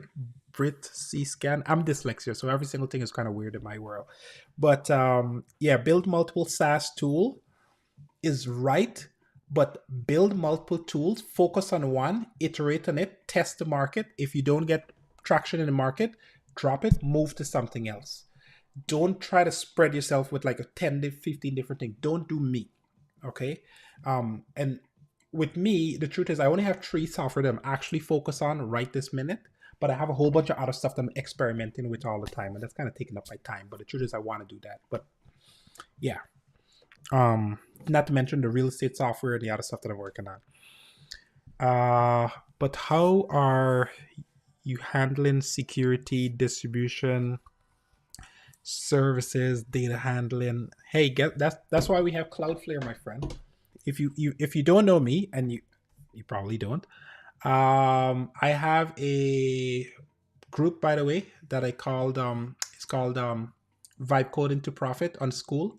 I'll drop the link in the chat for the new people. But this is where I do. Oh, I gotta put the HTTPS // appreciate the hearts, by the way. But you join my school community free. Somebody accused me of charging people, selling them the tool or something like that. I got a course on Cloudflare, and I got a course about how the internet works. And I use Cloudflare for security. Let me just say it that way, okay? Cloudflare is by far the best platform that you could build on, period. I don't care who come after me for that one, okay? Cloudflare is the best to build on. It's not the best experience. Just want to be clear with this. It's not necessarily the best developer experience. But bar none, they got one of the best platforms, period. Okay, if you don't believe me, go watch my video on my YouTube channel. I got a YouTube channel. Go watch this video, and it'll give you the breakdown of why it's better than Vercel, why it's better than Cloudflare, what's it like, why it's better than AWS, the whole 9 yards. It'll tell you, okay? Why I'm all in on Cloudflare, this one here. Okay, I'm gonna drop this in the chat for you guys. Okay, go watch this video. It'll give you a full breakdown.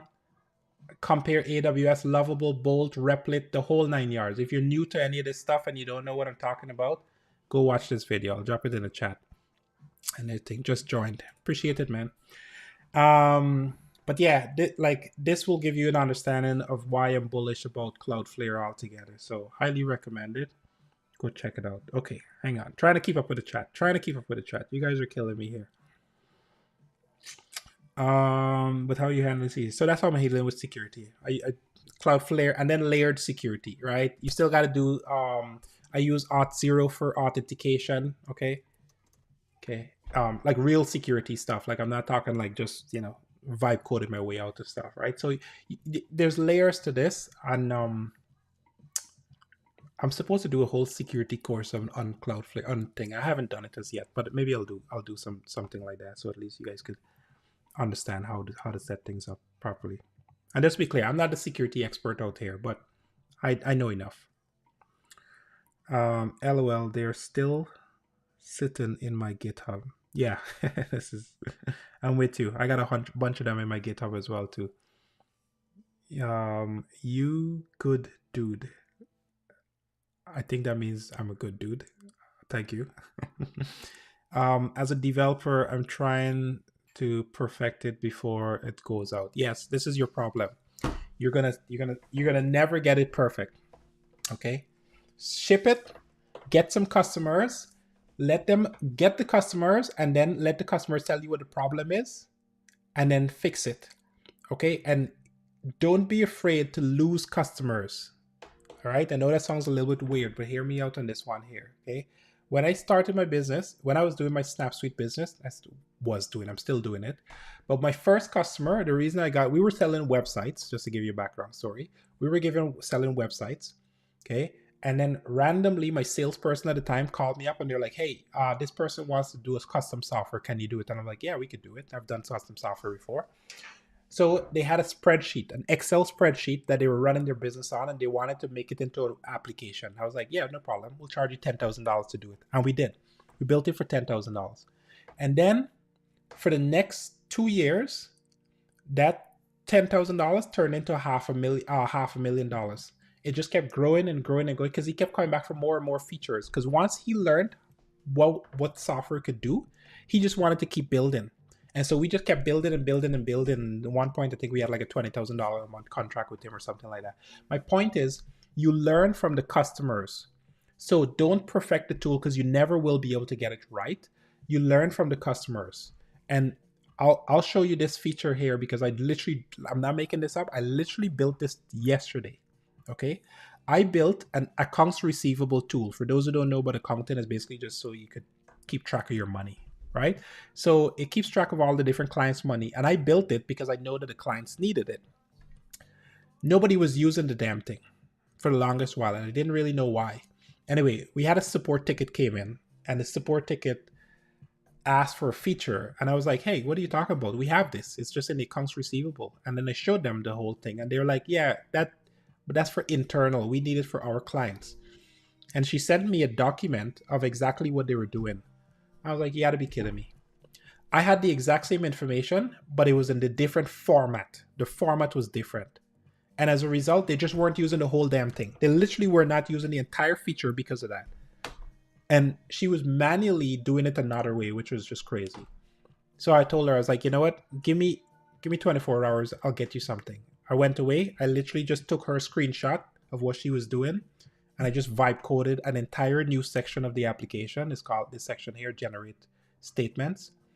I did that literally overnight, like literally overnight, not even exaggerating. And release it to her, and now they're super happy with it, like just unbelievable. And I was like, it's not that I didn't know what the problem was. I knew what the problem was, but the customer had a different perspective on the problem. So it doesn't matter how smart you are, you're never going to learn how to build a real software by just trying to perfect it. You got to go sell it to a customer, and it will be buggy and it will be crappy, and the customer will be like, this sucks. And then you'll be like, okay, tell me more. Why does it suck? What's the problem? What does it need? And then you ask them, if I fix this and I do this thing that you need, will you use it? And get them to do like a LOA, a letter of intent, or a sort of like a verbal commitment or whatever. And then come back to them in 3 months or 6 months or whatever. It's like, hey, that thing that you asked for, I built it. Are you going to pay for it now? Right? That's how you win customers over.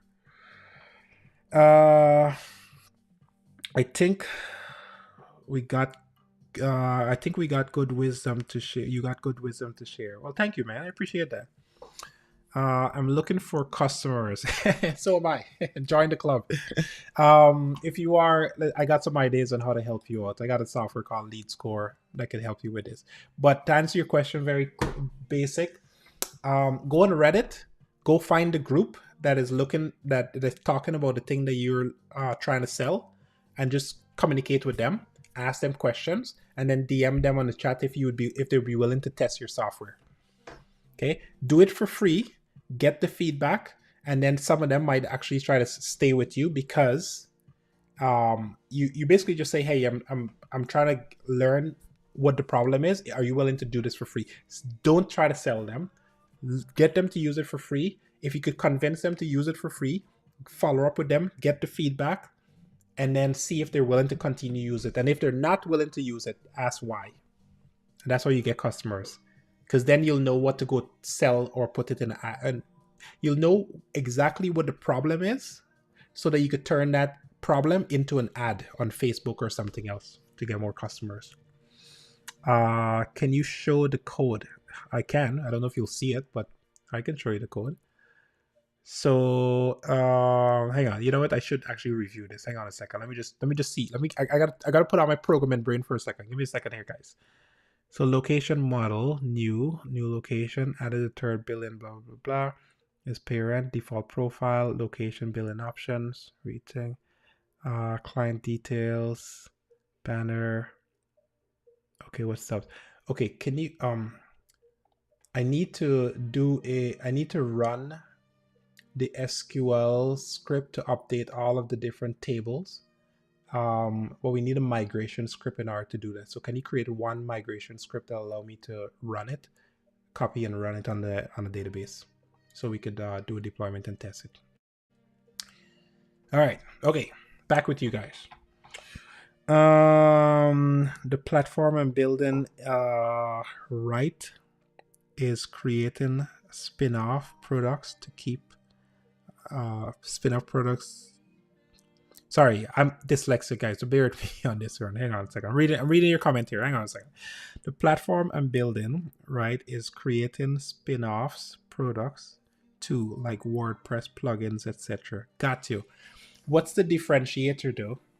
Like what like what's the so you're building plugin spin-offs, or essentially you're doing improved version. Like if I'm okay, I'm guessing here that you're building a better version of an existing WordPress plugin that might have AI built in. Is that a fair assessment?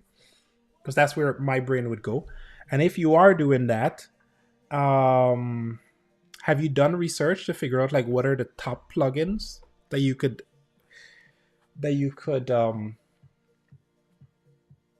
I guess replicate or copy? And is there like, so with WordPress you have to really think about distribution, right? So I'd be curious to know what those plugins are that you're building. Give me more details.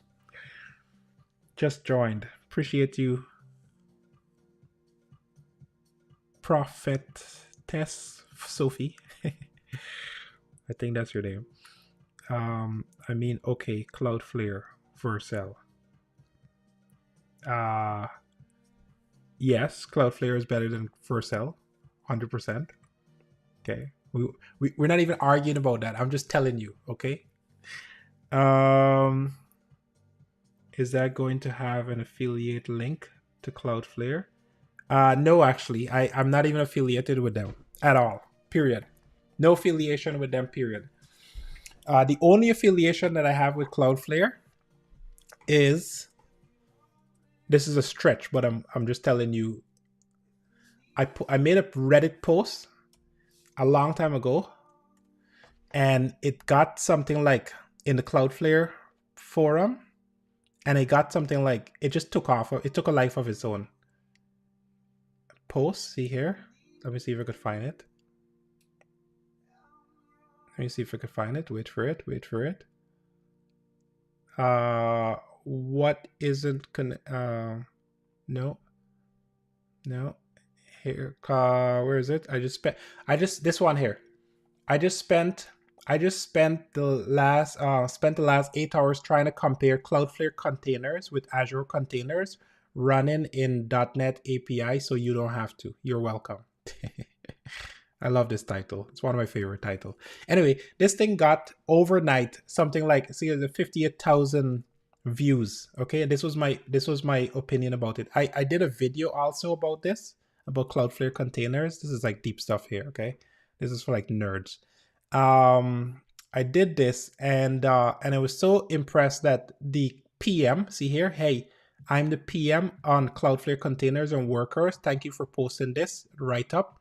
And he had to go through and answer every single one of my questions, like step by step, because it was so, I'm going to argue, well thought out. This is me tooting my horn here. But anyway, so he did that. And there was just so many comments and interaction. This is by far the most popular post that I've ever had on Reddit. But the reason why I'm telling you this is because some of the Cloudflare people that were in the comments that I didn't know that they were Cloudflare people messaged me on the side and be like, hey, we really appreciate what you're doing. Keep up the great work, blah, blah. That's the extent of my affiliate connection to Cloudflare. So that's my claim to fame. But yeah, no, I'm not affiliated with them in any single way. I like their product. I'm all in on Cloudflare. Okay, let me back up and tell you why I'm all in Cloudflare. I'll give you a 1-minute lecture on why I'm all in on Cloudflare, okay? And I'll give you real numbers just so you understand, okay? So this is my software here. This is my website, which is very outdated, by the way. It's all in one system, blah, blah, blah, for contractors, HVAC plumbers, etc. It doesn't matter what it does. This is the price that I charge, okay? The cheapest price is $350 a month. If you're in US. If you're in Canada, we'll do Canadian. $550 a month and $950. These are the general prices for my software, okay? To this day, all of my system runs on Cloudflare, all of it, the front end, the back end, all the thing, except for Azure. Azure is, I'm keeping Azure out of this conversation because I do have my database in Azure. I do have Cosmo DB in Azure, etc., etc. We're not talking about that part. We're talking about the front end, the core of the application, including a bunch of helper databases, back end, all that kind of stuff. Purely for this application and for all the other applications I'm running, so far, and I'm not making this up, I'm not making this number up, I can show you the actual bill. For the 5 years, about 5 years that I'm running on Cloudflare, it's cost me less than $5. Period. I'm not talking about like $5 per month. I'm talking $5 period. So even if I just had one customer on my platform, which I don't, but even if I just had one customer on my platform at $350 per month, you could see I'm already ahead of the game. Okay? So this is the reason why I'm bullish on Cloudflare.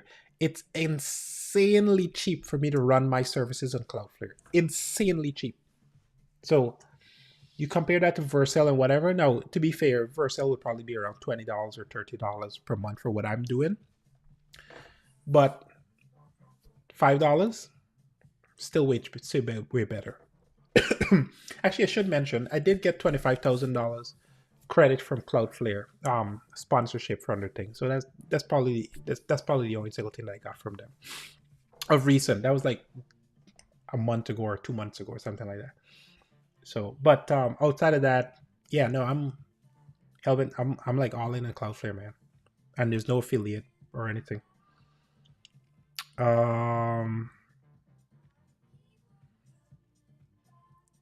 So no affiliate links. Yeah, I got that. What do you usually like to use for your database when building your projects?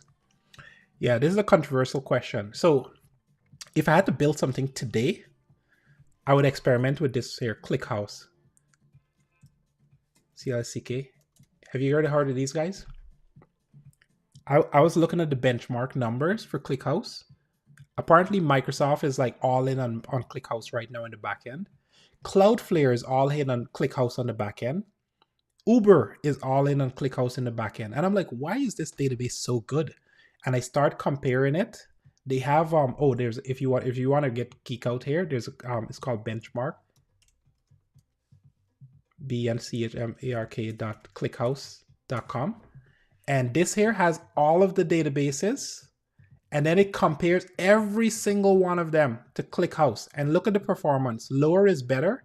And look at where ClickHouse is sitting at the very top. At the very top. I'm talking AWS, Aurora, Google BigQuery, Microsoft Cosmo DB, MongoDB, like DuckDB, CockroachDB. Every single one of these database companies, don't even talk about like Superbase, and they're not even in the race here. Okay, ClickHouse has beaten every one of them. I'm like, damn, that's fast. So now I'm taking them very seriously, and because I'm all about speed. But to answer your question, outside of that, Cosmo DB is my go-to database, which is basically a competitor to MongoDB. It's not really a competitor. They're in two different classes, just to be clear. And if you don't know Cosmo DB, ChatGPT runs on Cosmo DB. So that's where I put my data.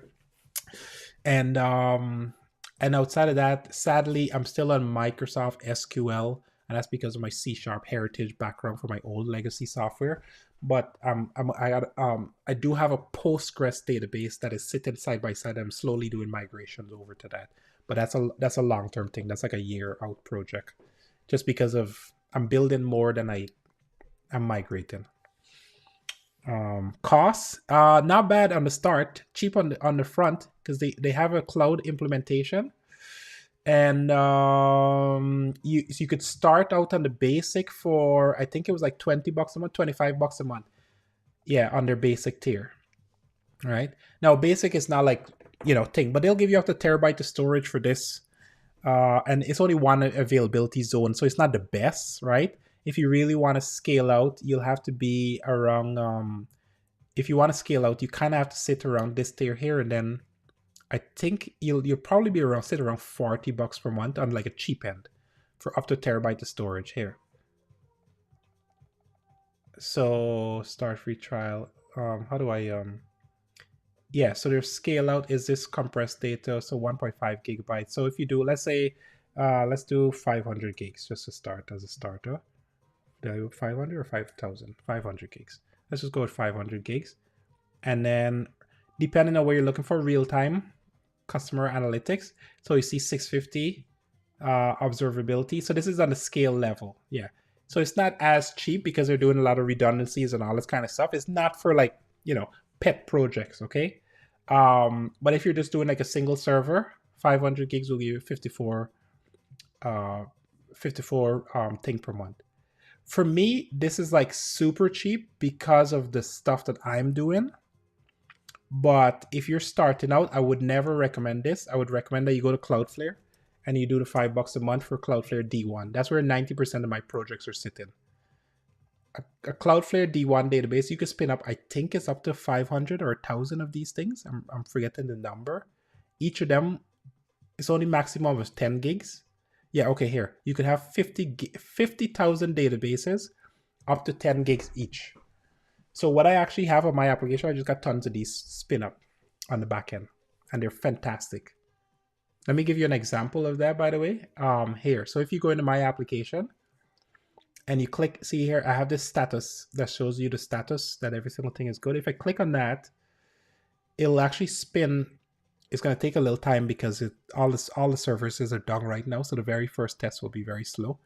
But this is running on, this is basically using a D1 database to monitor the performance of the application, and then it's basically bringing in that data. It just hasn't run in a while, so it'll take a while for the first run. Anyway, this is like, I use D1 for all my quote-unquote throwaway data, right? But ClickHouse is like every benchmark that I've compared it to on every single database, this thing has blown everything else out of the water, and I don't take that lightly.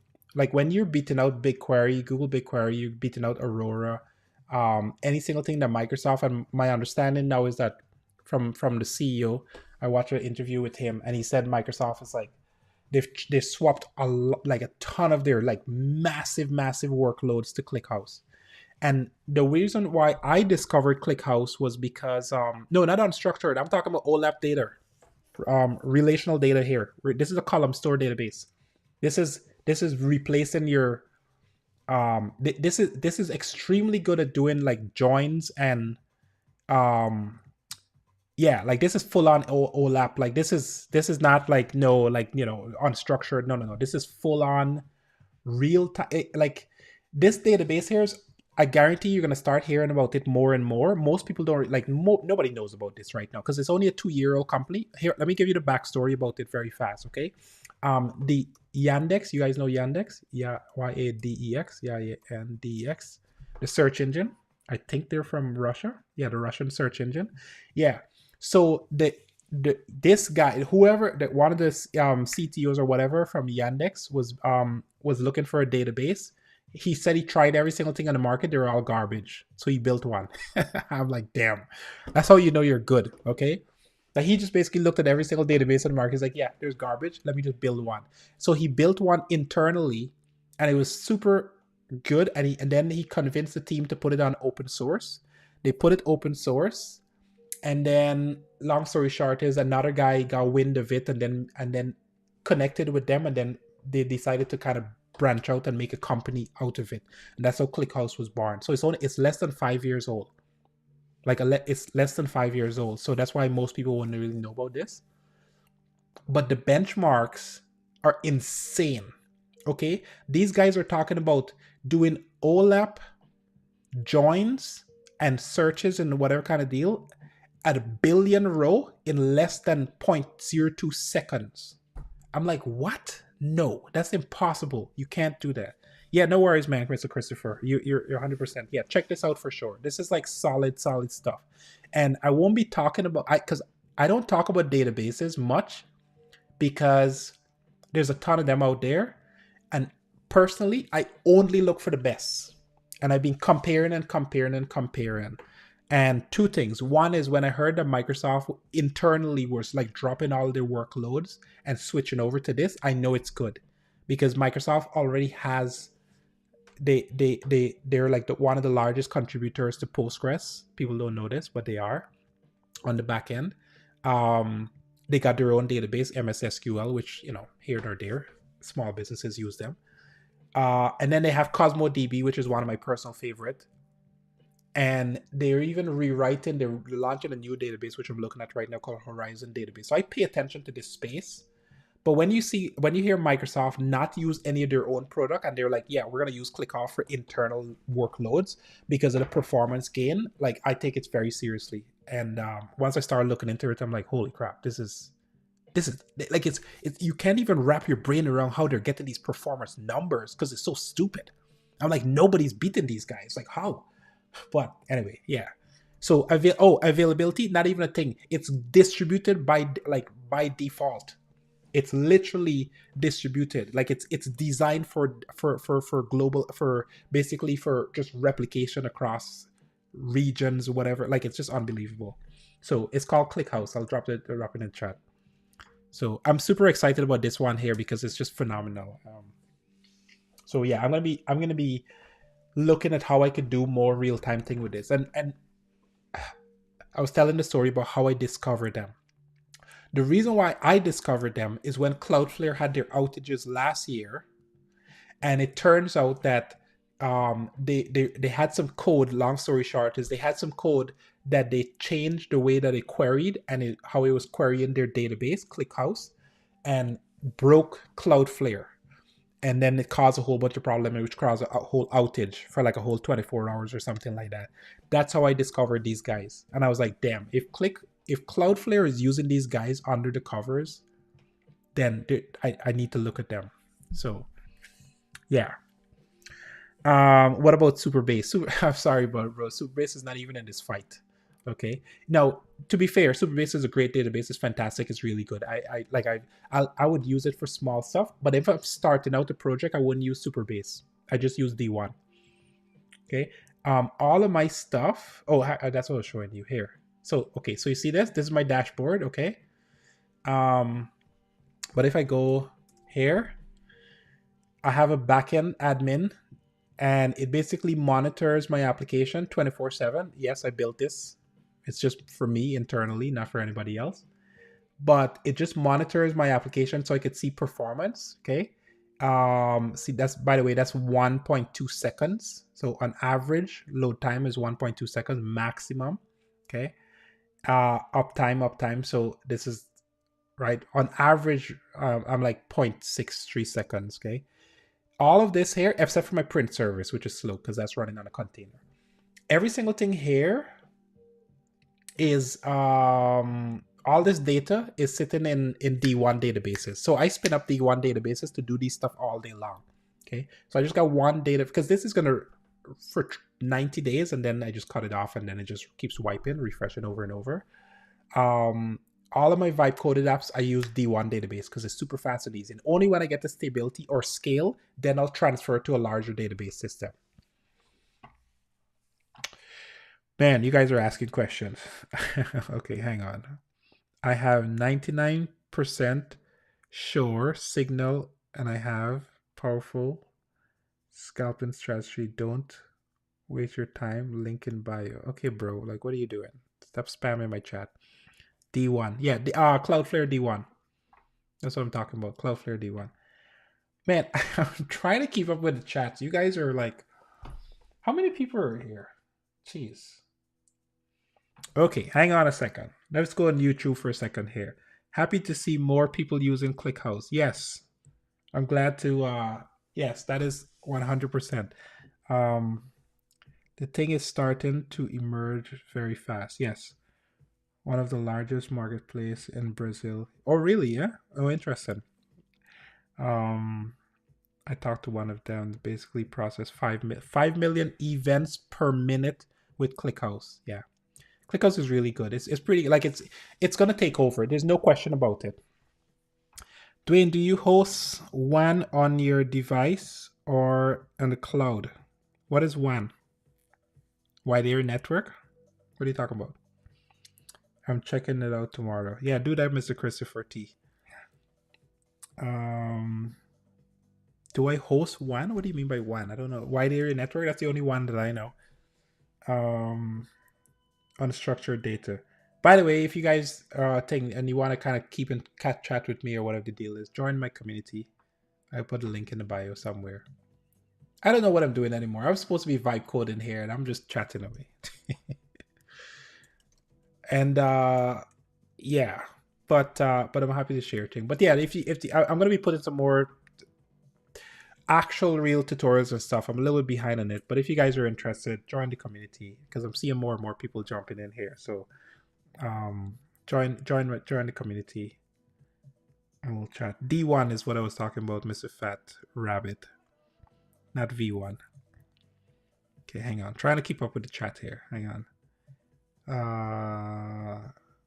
So those are perfect for you when you're developing. What does that mean? So those are perfect for you when you're developing unstructured data. No. Do you mean RDMS? No, true OLAP. Yeah, true OLAP. That's what I meant. V1, why not a fan? We're using Superbase, not a fan. Why not? Yeah, it's not that Superbase is not good. Superbase is like it's decent side. It's just that if you start scaling up the data on Superbase, you start paying up the wazoo. And I got a problem with that. The database, by the way, that I'm using, nobody really uses. I don't know anybody that's using CosmoDB outside of me. And if I go to maybe the Reddit forum for Microsoft, but I was really happy to hear when ChatGPT was on CosmoDB, because it's one of those underrated. It's one of those underrated databases. Nobody knows about it. Nobody's heard about it. And the Microsoft people that know about it, they always complain that it's too expensive. I'm like, just because you don't know how to optimize it.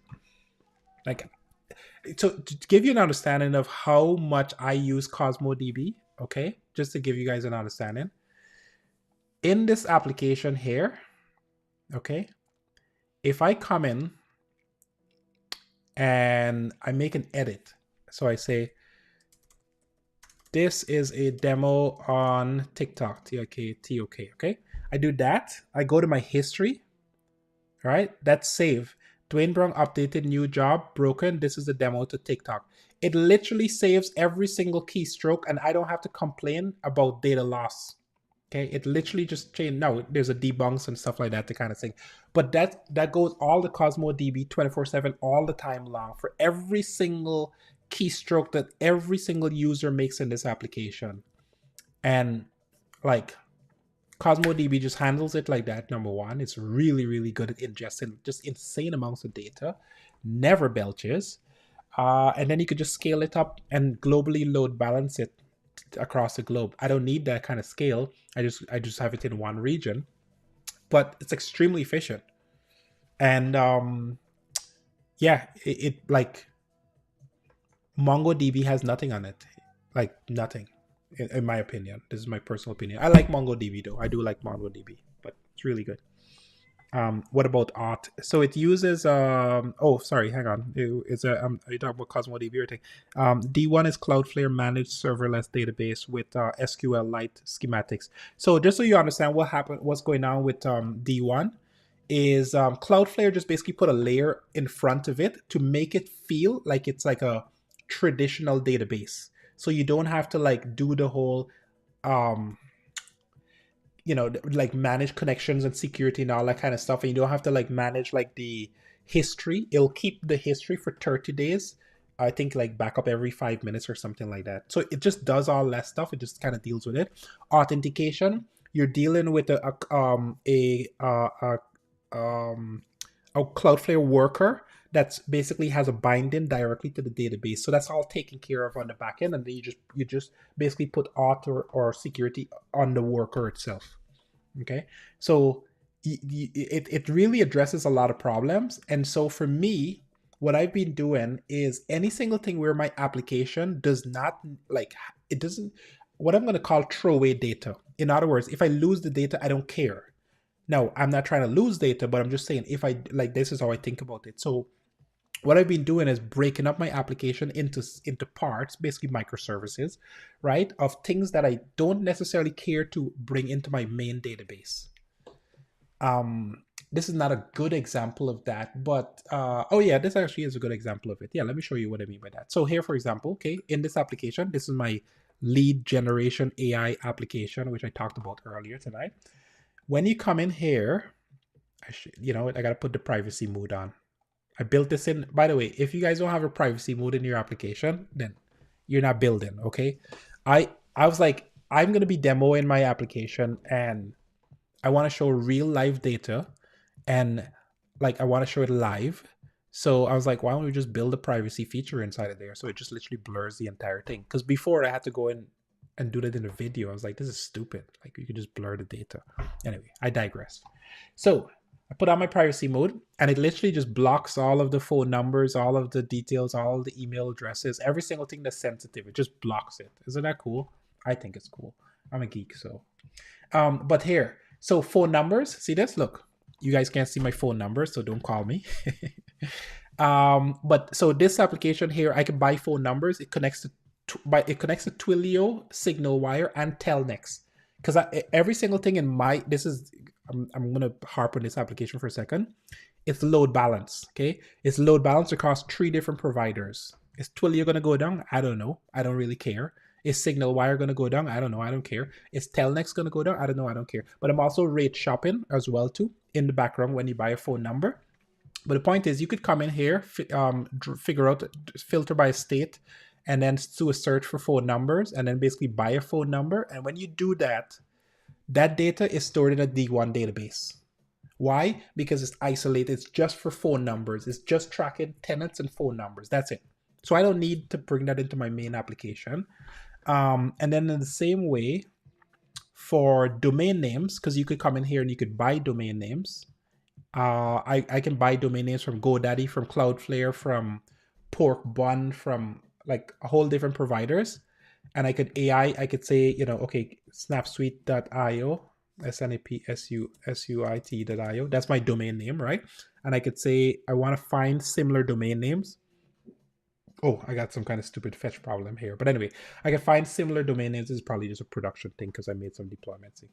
But I could find similar domain names with AI using Cloudflare, by the way. No, wrong one. Sorry, hang on. Give me a second. So privacy mode, come back here to settings, go to domains, because I want to buy like 10, 15, 20 domain names at a time. That's basically the goal here, just so you guys understand what's happening, okay? Why am I buying so many domain names? Because I need to load balance mass emails. I need to be able to send 20,000, 30,000, 50,000 emails per day. Load balance across multiple different domain names. That's what's going on. So with that, purchase, okay, where is it? Domain lookup, similar domains. So do it again, snapsuite.io.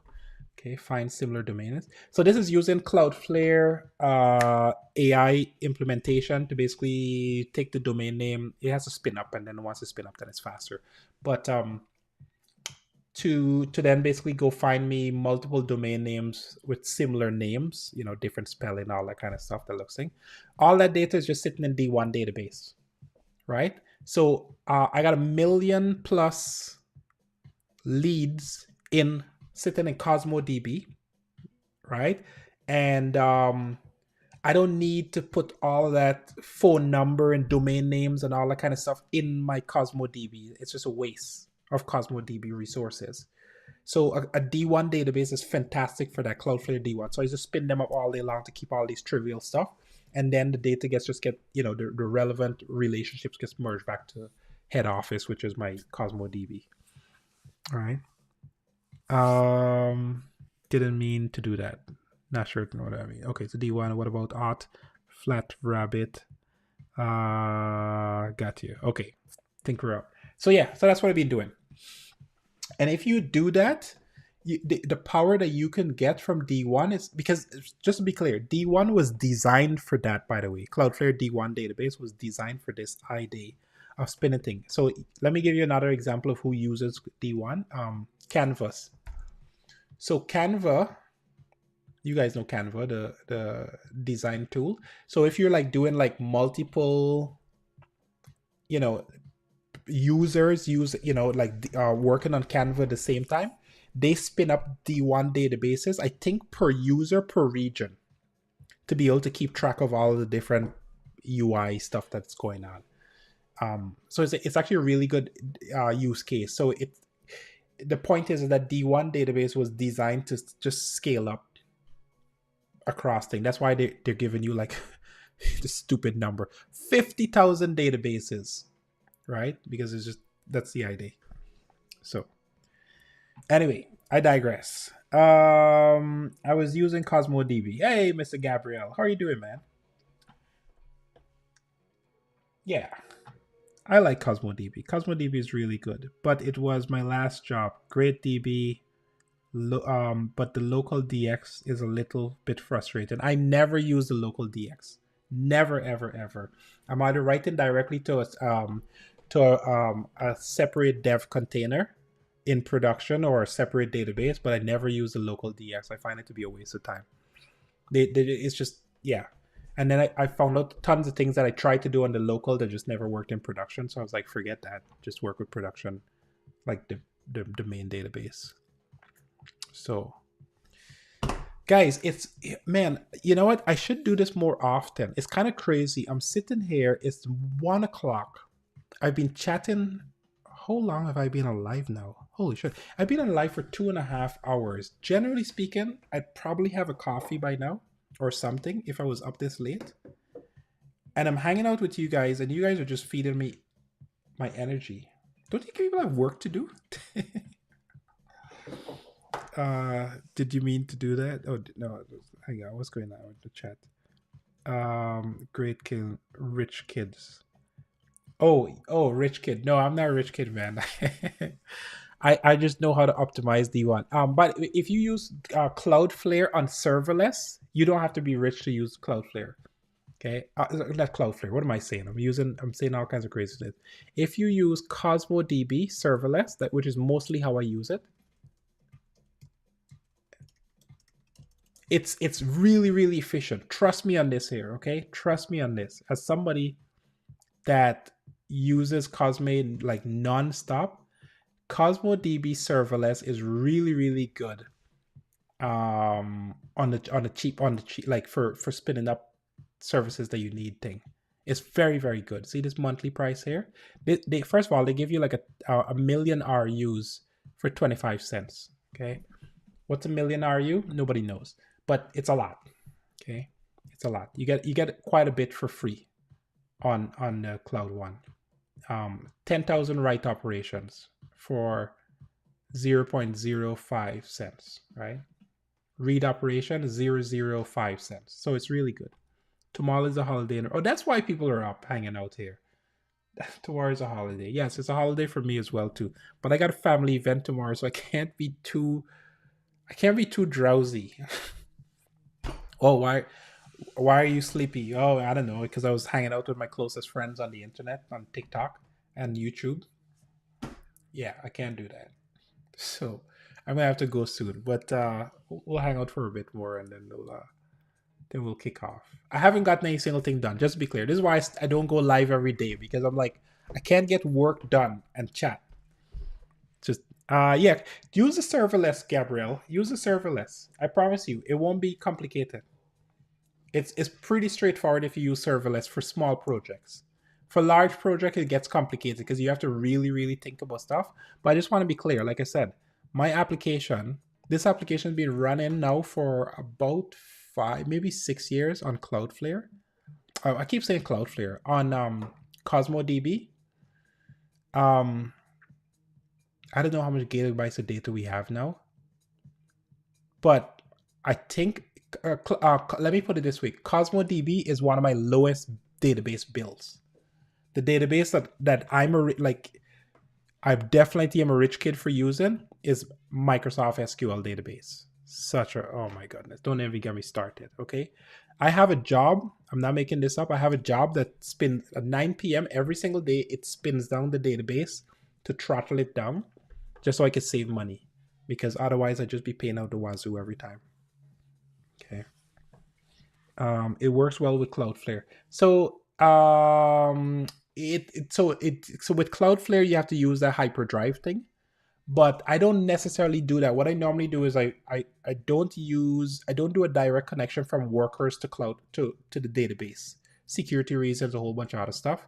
What I do is I do from cloud workers to Node.js Azure Functions, and then that basically connects to my Cosmo DB.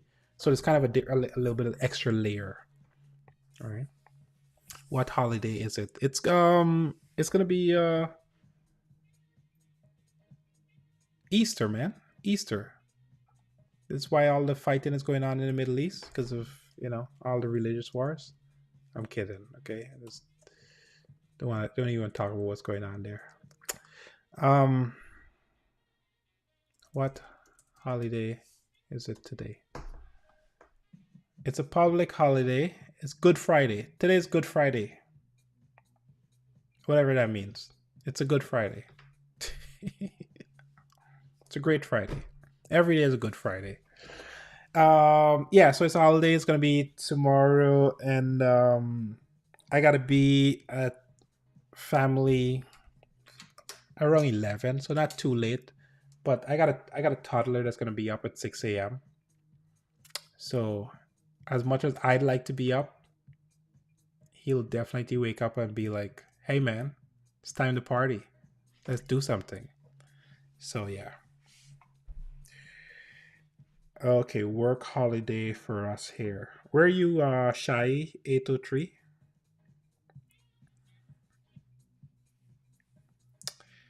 Um, 18,000 hearts. I appreciate it. In the US. Oh, nice. Whereabouts in the US? Which state are you in?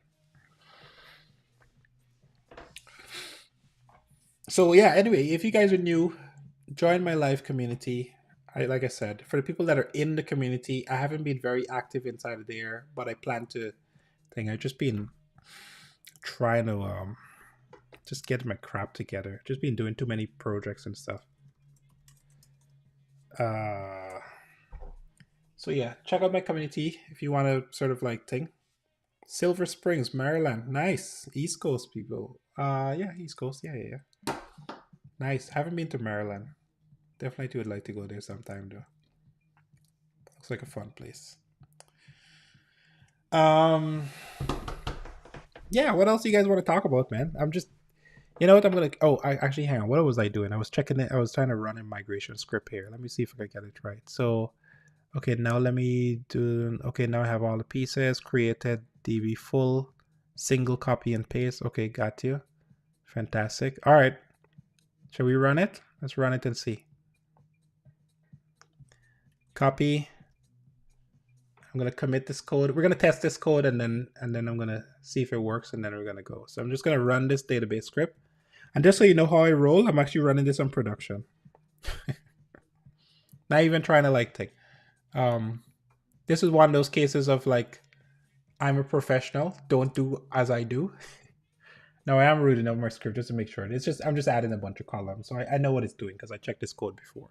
But I am genuinely serious. I actually only have one database now. I used to have like production database, dev database, all this kind of stuff. Now, because of the backups and all this kind of stuff, I'm like, you know what? Yeah, it's fine. Just run it on production. What could go wrong? Do not do that, okay? Do not do that. Because when you mess things up, you really, really mess things up.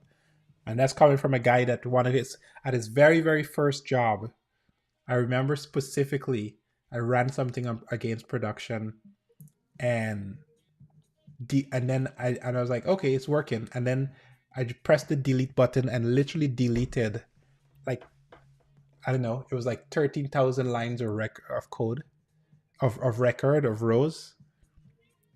And the company that I was working for at the time, they were like, I was like, oh shit! I was a junior developer, and I turned around and I was like, guys, I think I made a mistake. And they're like, oh, what did you do, Dwayne?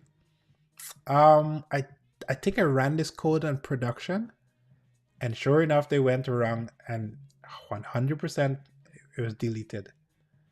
But the company that I was working for was specializing in backup. It was a networking company. They did a whole bunch of, that's what they did. They did backups.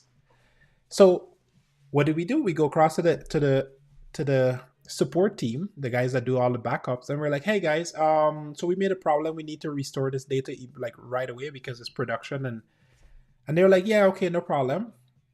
And so they started looking for the backups, and they're like, yeah, we don't have a backup for this. And I was like, well, what do you mean you don't have a backup? Like that's what you guys do. And so this got all the way to the bosses, and then the bosses came in, and they were like, you did what? And I was like, and now so now they're pissed off at me, but then like, okay, well, where's the backups? And nobody has any backups. They hadn't backed up the data in a month and a half. A month and a half. So nobody's upset with me anymore because they got a bigger problems on their hands. And this is the company that literally backs up, and just to be clear, I don't know if anybody in here is in Canada, okay? But Loblaws, Longos, Leons. If you're in Canada, you know these companies. They're massive, like furniture companies, and Longos is a food chain. In fact, it's the largest in Canada. It's literally the largest in Canada food supermarket chain in Canada. That's the data that this company is specializing in backing up. They do all the backups for these guys. And one of my clients, not one of the big companies, but one of my clients, because I was working on one of the smaller clients, they just didn't back up the data. So the only way that we were able to save our butts, and we didn't even save our butt, was we had it because every so often we would pull the data from production and put it on dev. And we had a whole bunch of crap data in the dev database. We had to restore a dev database and then try to backtrack and clean it up. And the only reason that we were saved, and it wasn't even a save really, is because the client was an old school client that still printed out, literally on paper. They printed out all of the records on paper, and they had to manually enter all of it back in paper. That was the backup. So yeah, talk about a lesson learned. Okay, like I'm like, how about we just never work on production again? Fast forward 20 years again, here I am working on production. So anyway, lesson here is do not run code on production ever. Okay. But yeah, so and listen, I could tell you horror stories about this kind of stuff, okay? But it just goes to show backup is super important, and pen and paper still important, even in today's day world. Okay, still important. Oops, how did you get deployed to product without testing? Lower engineer. Yeah, no, they just give me too much power because it was a small client. That's what happened basically. Claude AI being open source now. Claude code on GitHub. Just heard. Yeah, that is true. That's 100% true. So it's not fully open source, just to be clear. What happened was vibe coding, since this is a vibe coding channel, that's what we do around here. They accidentally push the source map, which is not the real source code, but it's basically it might as well be the source code because people know how to reverse engineer source map. So what it did is they checked in the code and they accidentally pushed in the source map, and the source map got on npm on the package manager, Node package manager, and people just downloaded it because they obviously noticed it, and then they reverse engineered the code, and they finally contacted basically Microsoft or npm because Microsoft owns npm, in case you don't know, and they were able to get them to take down the code, but by then it was already too late, and people have already reverse engineered it and figured out and got all their trade secrets. So if you want to know more about that, go look at Tio's video on that. He got a video on that topic. It's quite interesting. They actually sent him a DMCA release, like a freaking lawyers. And you know what? I like Anthropic. I think they're great, but I think their business model is a little bit flawed based on how they're thinking about the world. They're trying to be too protective, and it's going to cause some real big problems for them, I think, in the future. That being said, their models are pretty good, but and just be here's the irony. You want to know the irony of this story? Okay, let me give you the lowdown on this. So, in case you guys don't know, so OpenAI, as we know, ChatGPT, blah blah blah. Okay, the CTO of OpenAI at the time is the CEO of Anthropic. So the guy that basically helped to build OpenAI as the CTO way back in the early days had some concerns about the way that Sam Altman was running the company, and he wanted to focus on ethics and privacy. I think was kind of his two things, if I remember correctly. And long story short is like Sam wasn't taking him seriously, so they left. They left and they formed OpenAI, but they basically took all the knowledge. So Anthropic is literally like a birth. How would you say it? Like a baby of OpenAI. Okay, and he left and they formed Anthropic, and then they kind of played catch up or whatever. They stole a whole bunch of IP, and there was a whole bunch of back and forth court details about it and what the deal is. So for this guy now to be coming out and being like, oh, because he sends letters to any person that does any single thing outside of what they want to do. They want to control every single thing. But I was like, bro, you're a hypocrite to the 10th degree, to the 9th degree, whatever degree, right? Because you literally stole code in order to start your own company, and now, you're like lawyer up because you got money now, so you could just lawyer up and send cease and desist letter to everybody else across the industry. So, that's the part that I don't really like, but it is what it is. It's the game. It's capitalism in its finest. So yeah. Is this a paid service? What's a paid service? Anthropic. You never learn what's this? You never learn samples. I don't know what that means, but it's funny, I guess. Yeah, so it is a problem. I have rules in place, but I've still seen Claude deployed without asking. Yeah, no, for sure. There's no question about it. Claude, these things are, people think that they're deterministic, meaning that you say, hey, you must not do this, that they'll follow the rules. Like, bro, it's like your friend, right? You could tell your friend, I don't know, don't sleep with my girl. I don't know, just making this up, right? I don't know where my head went there, but anyway, we're gonna roll with it. Don't sleep with my girl, bro. And then he just like, yeah, no problem. And he just does it behind your back, right? Like, right? So you could write all the rules in the world, okay? Your friend wants to sleep with your girl or whatever, like he'll do it, right? No, I don't recommend it, but I'm just saying, like, that's what these models are. They'll just stab you in the back. So yeah, lesson learned here, okay? But yeah, no, people think that these things are deterministic. They're not, okay? They're just, like you know how many rules I got. And now I use the rules as like guidelines. I mean, 4.6 is better with it, but it's not great. Let's see. Oops, it's like Oracle and those guys who. Oh yeah. MariaDB. Yes, MySQL. Yeah, no, 100%. Yes. Yeah, you know the story. Yes, like don't get me started, okay? Capitalism will do what capitalism does best, okay? Steal, rob, and just basically yeah, money and power is what wins.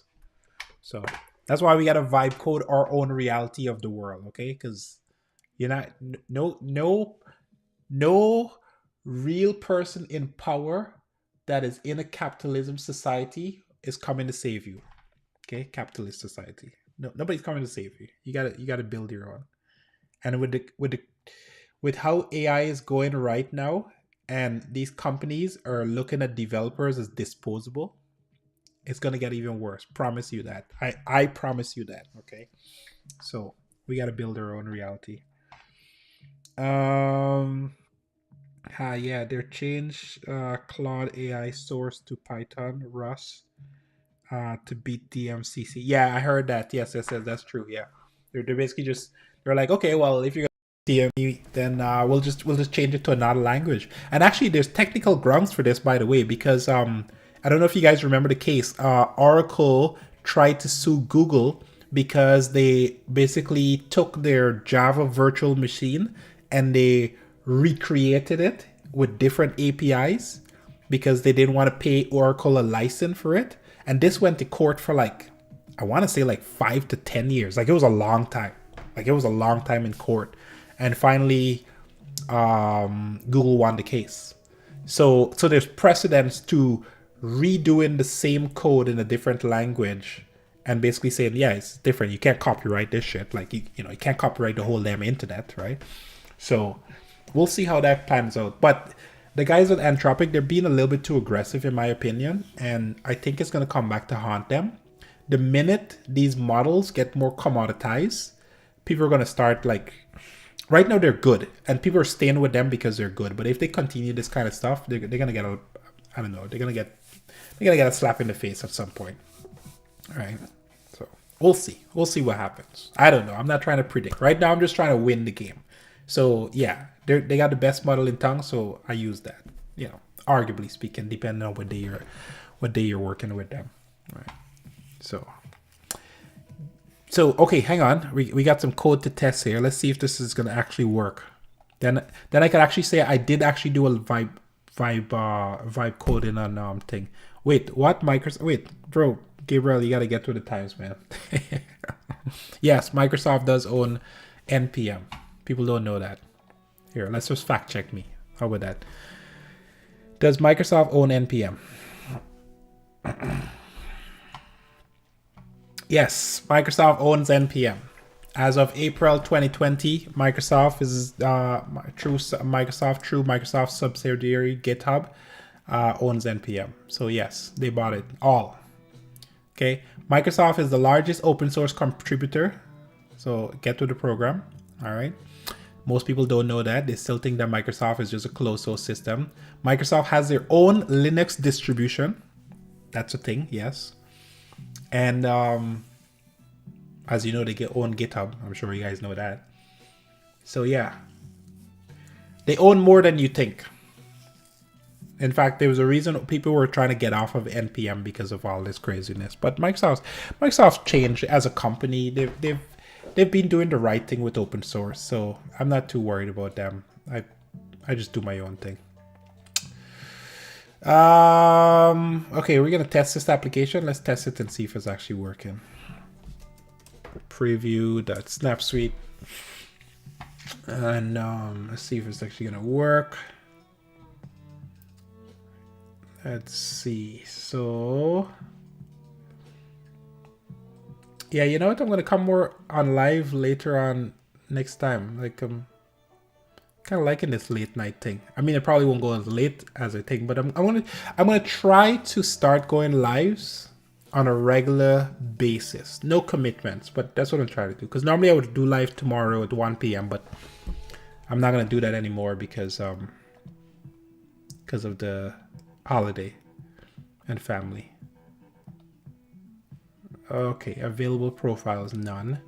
How billing works. So assign a billing profile to this location. New invoices for work at this location will use this profile unless overridden at the equipment or work order level. Unless equipment or work order level. Billing profiles.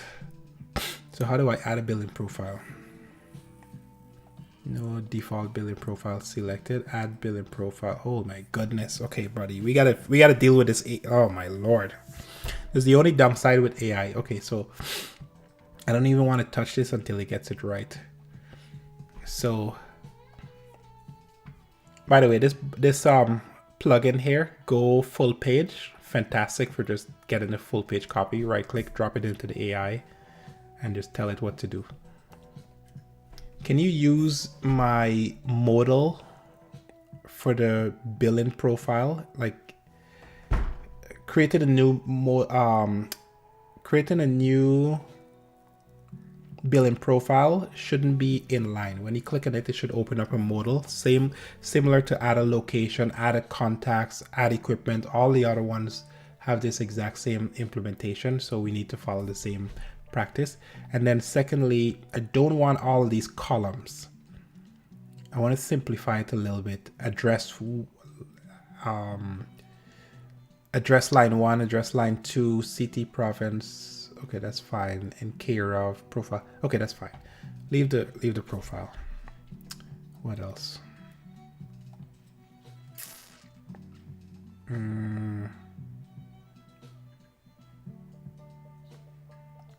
Drop down, select build default billing profile.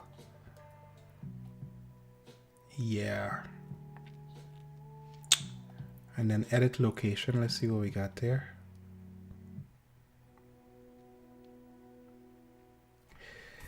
Ideally, the edit location, the billing profile, it would just be a checkbox. So you just be able to see all the profile, and it just be like a checkbox. You select whichever one is the right profile for the location. Rather than doing a drop down. Okay, let's do that. So that's fine. Okay, so hang on, I gotta clean this up a little bit. So yeah, the mobile, just line, that's fine. Leave the profile. Let me see what we got here.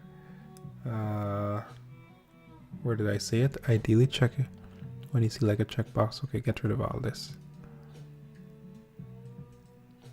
Yeah, that's fine. Whatever. Send it in.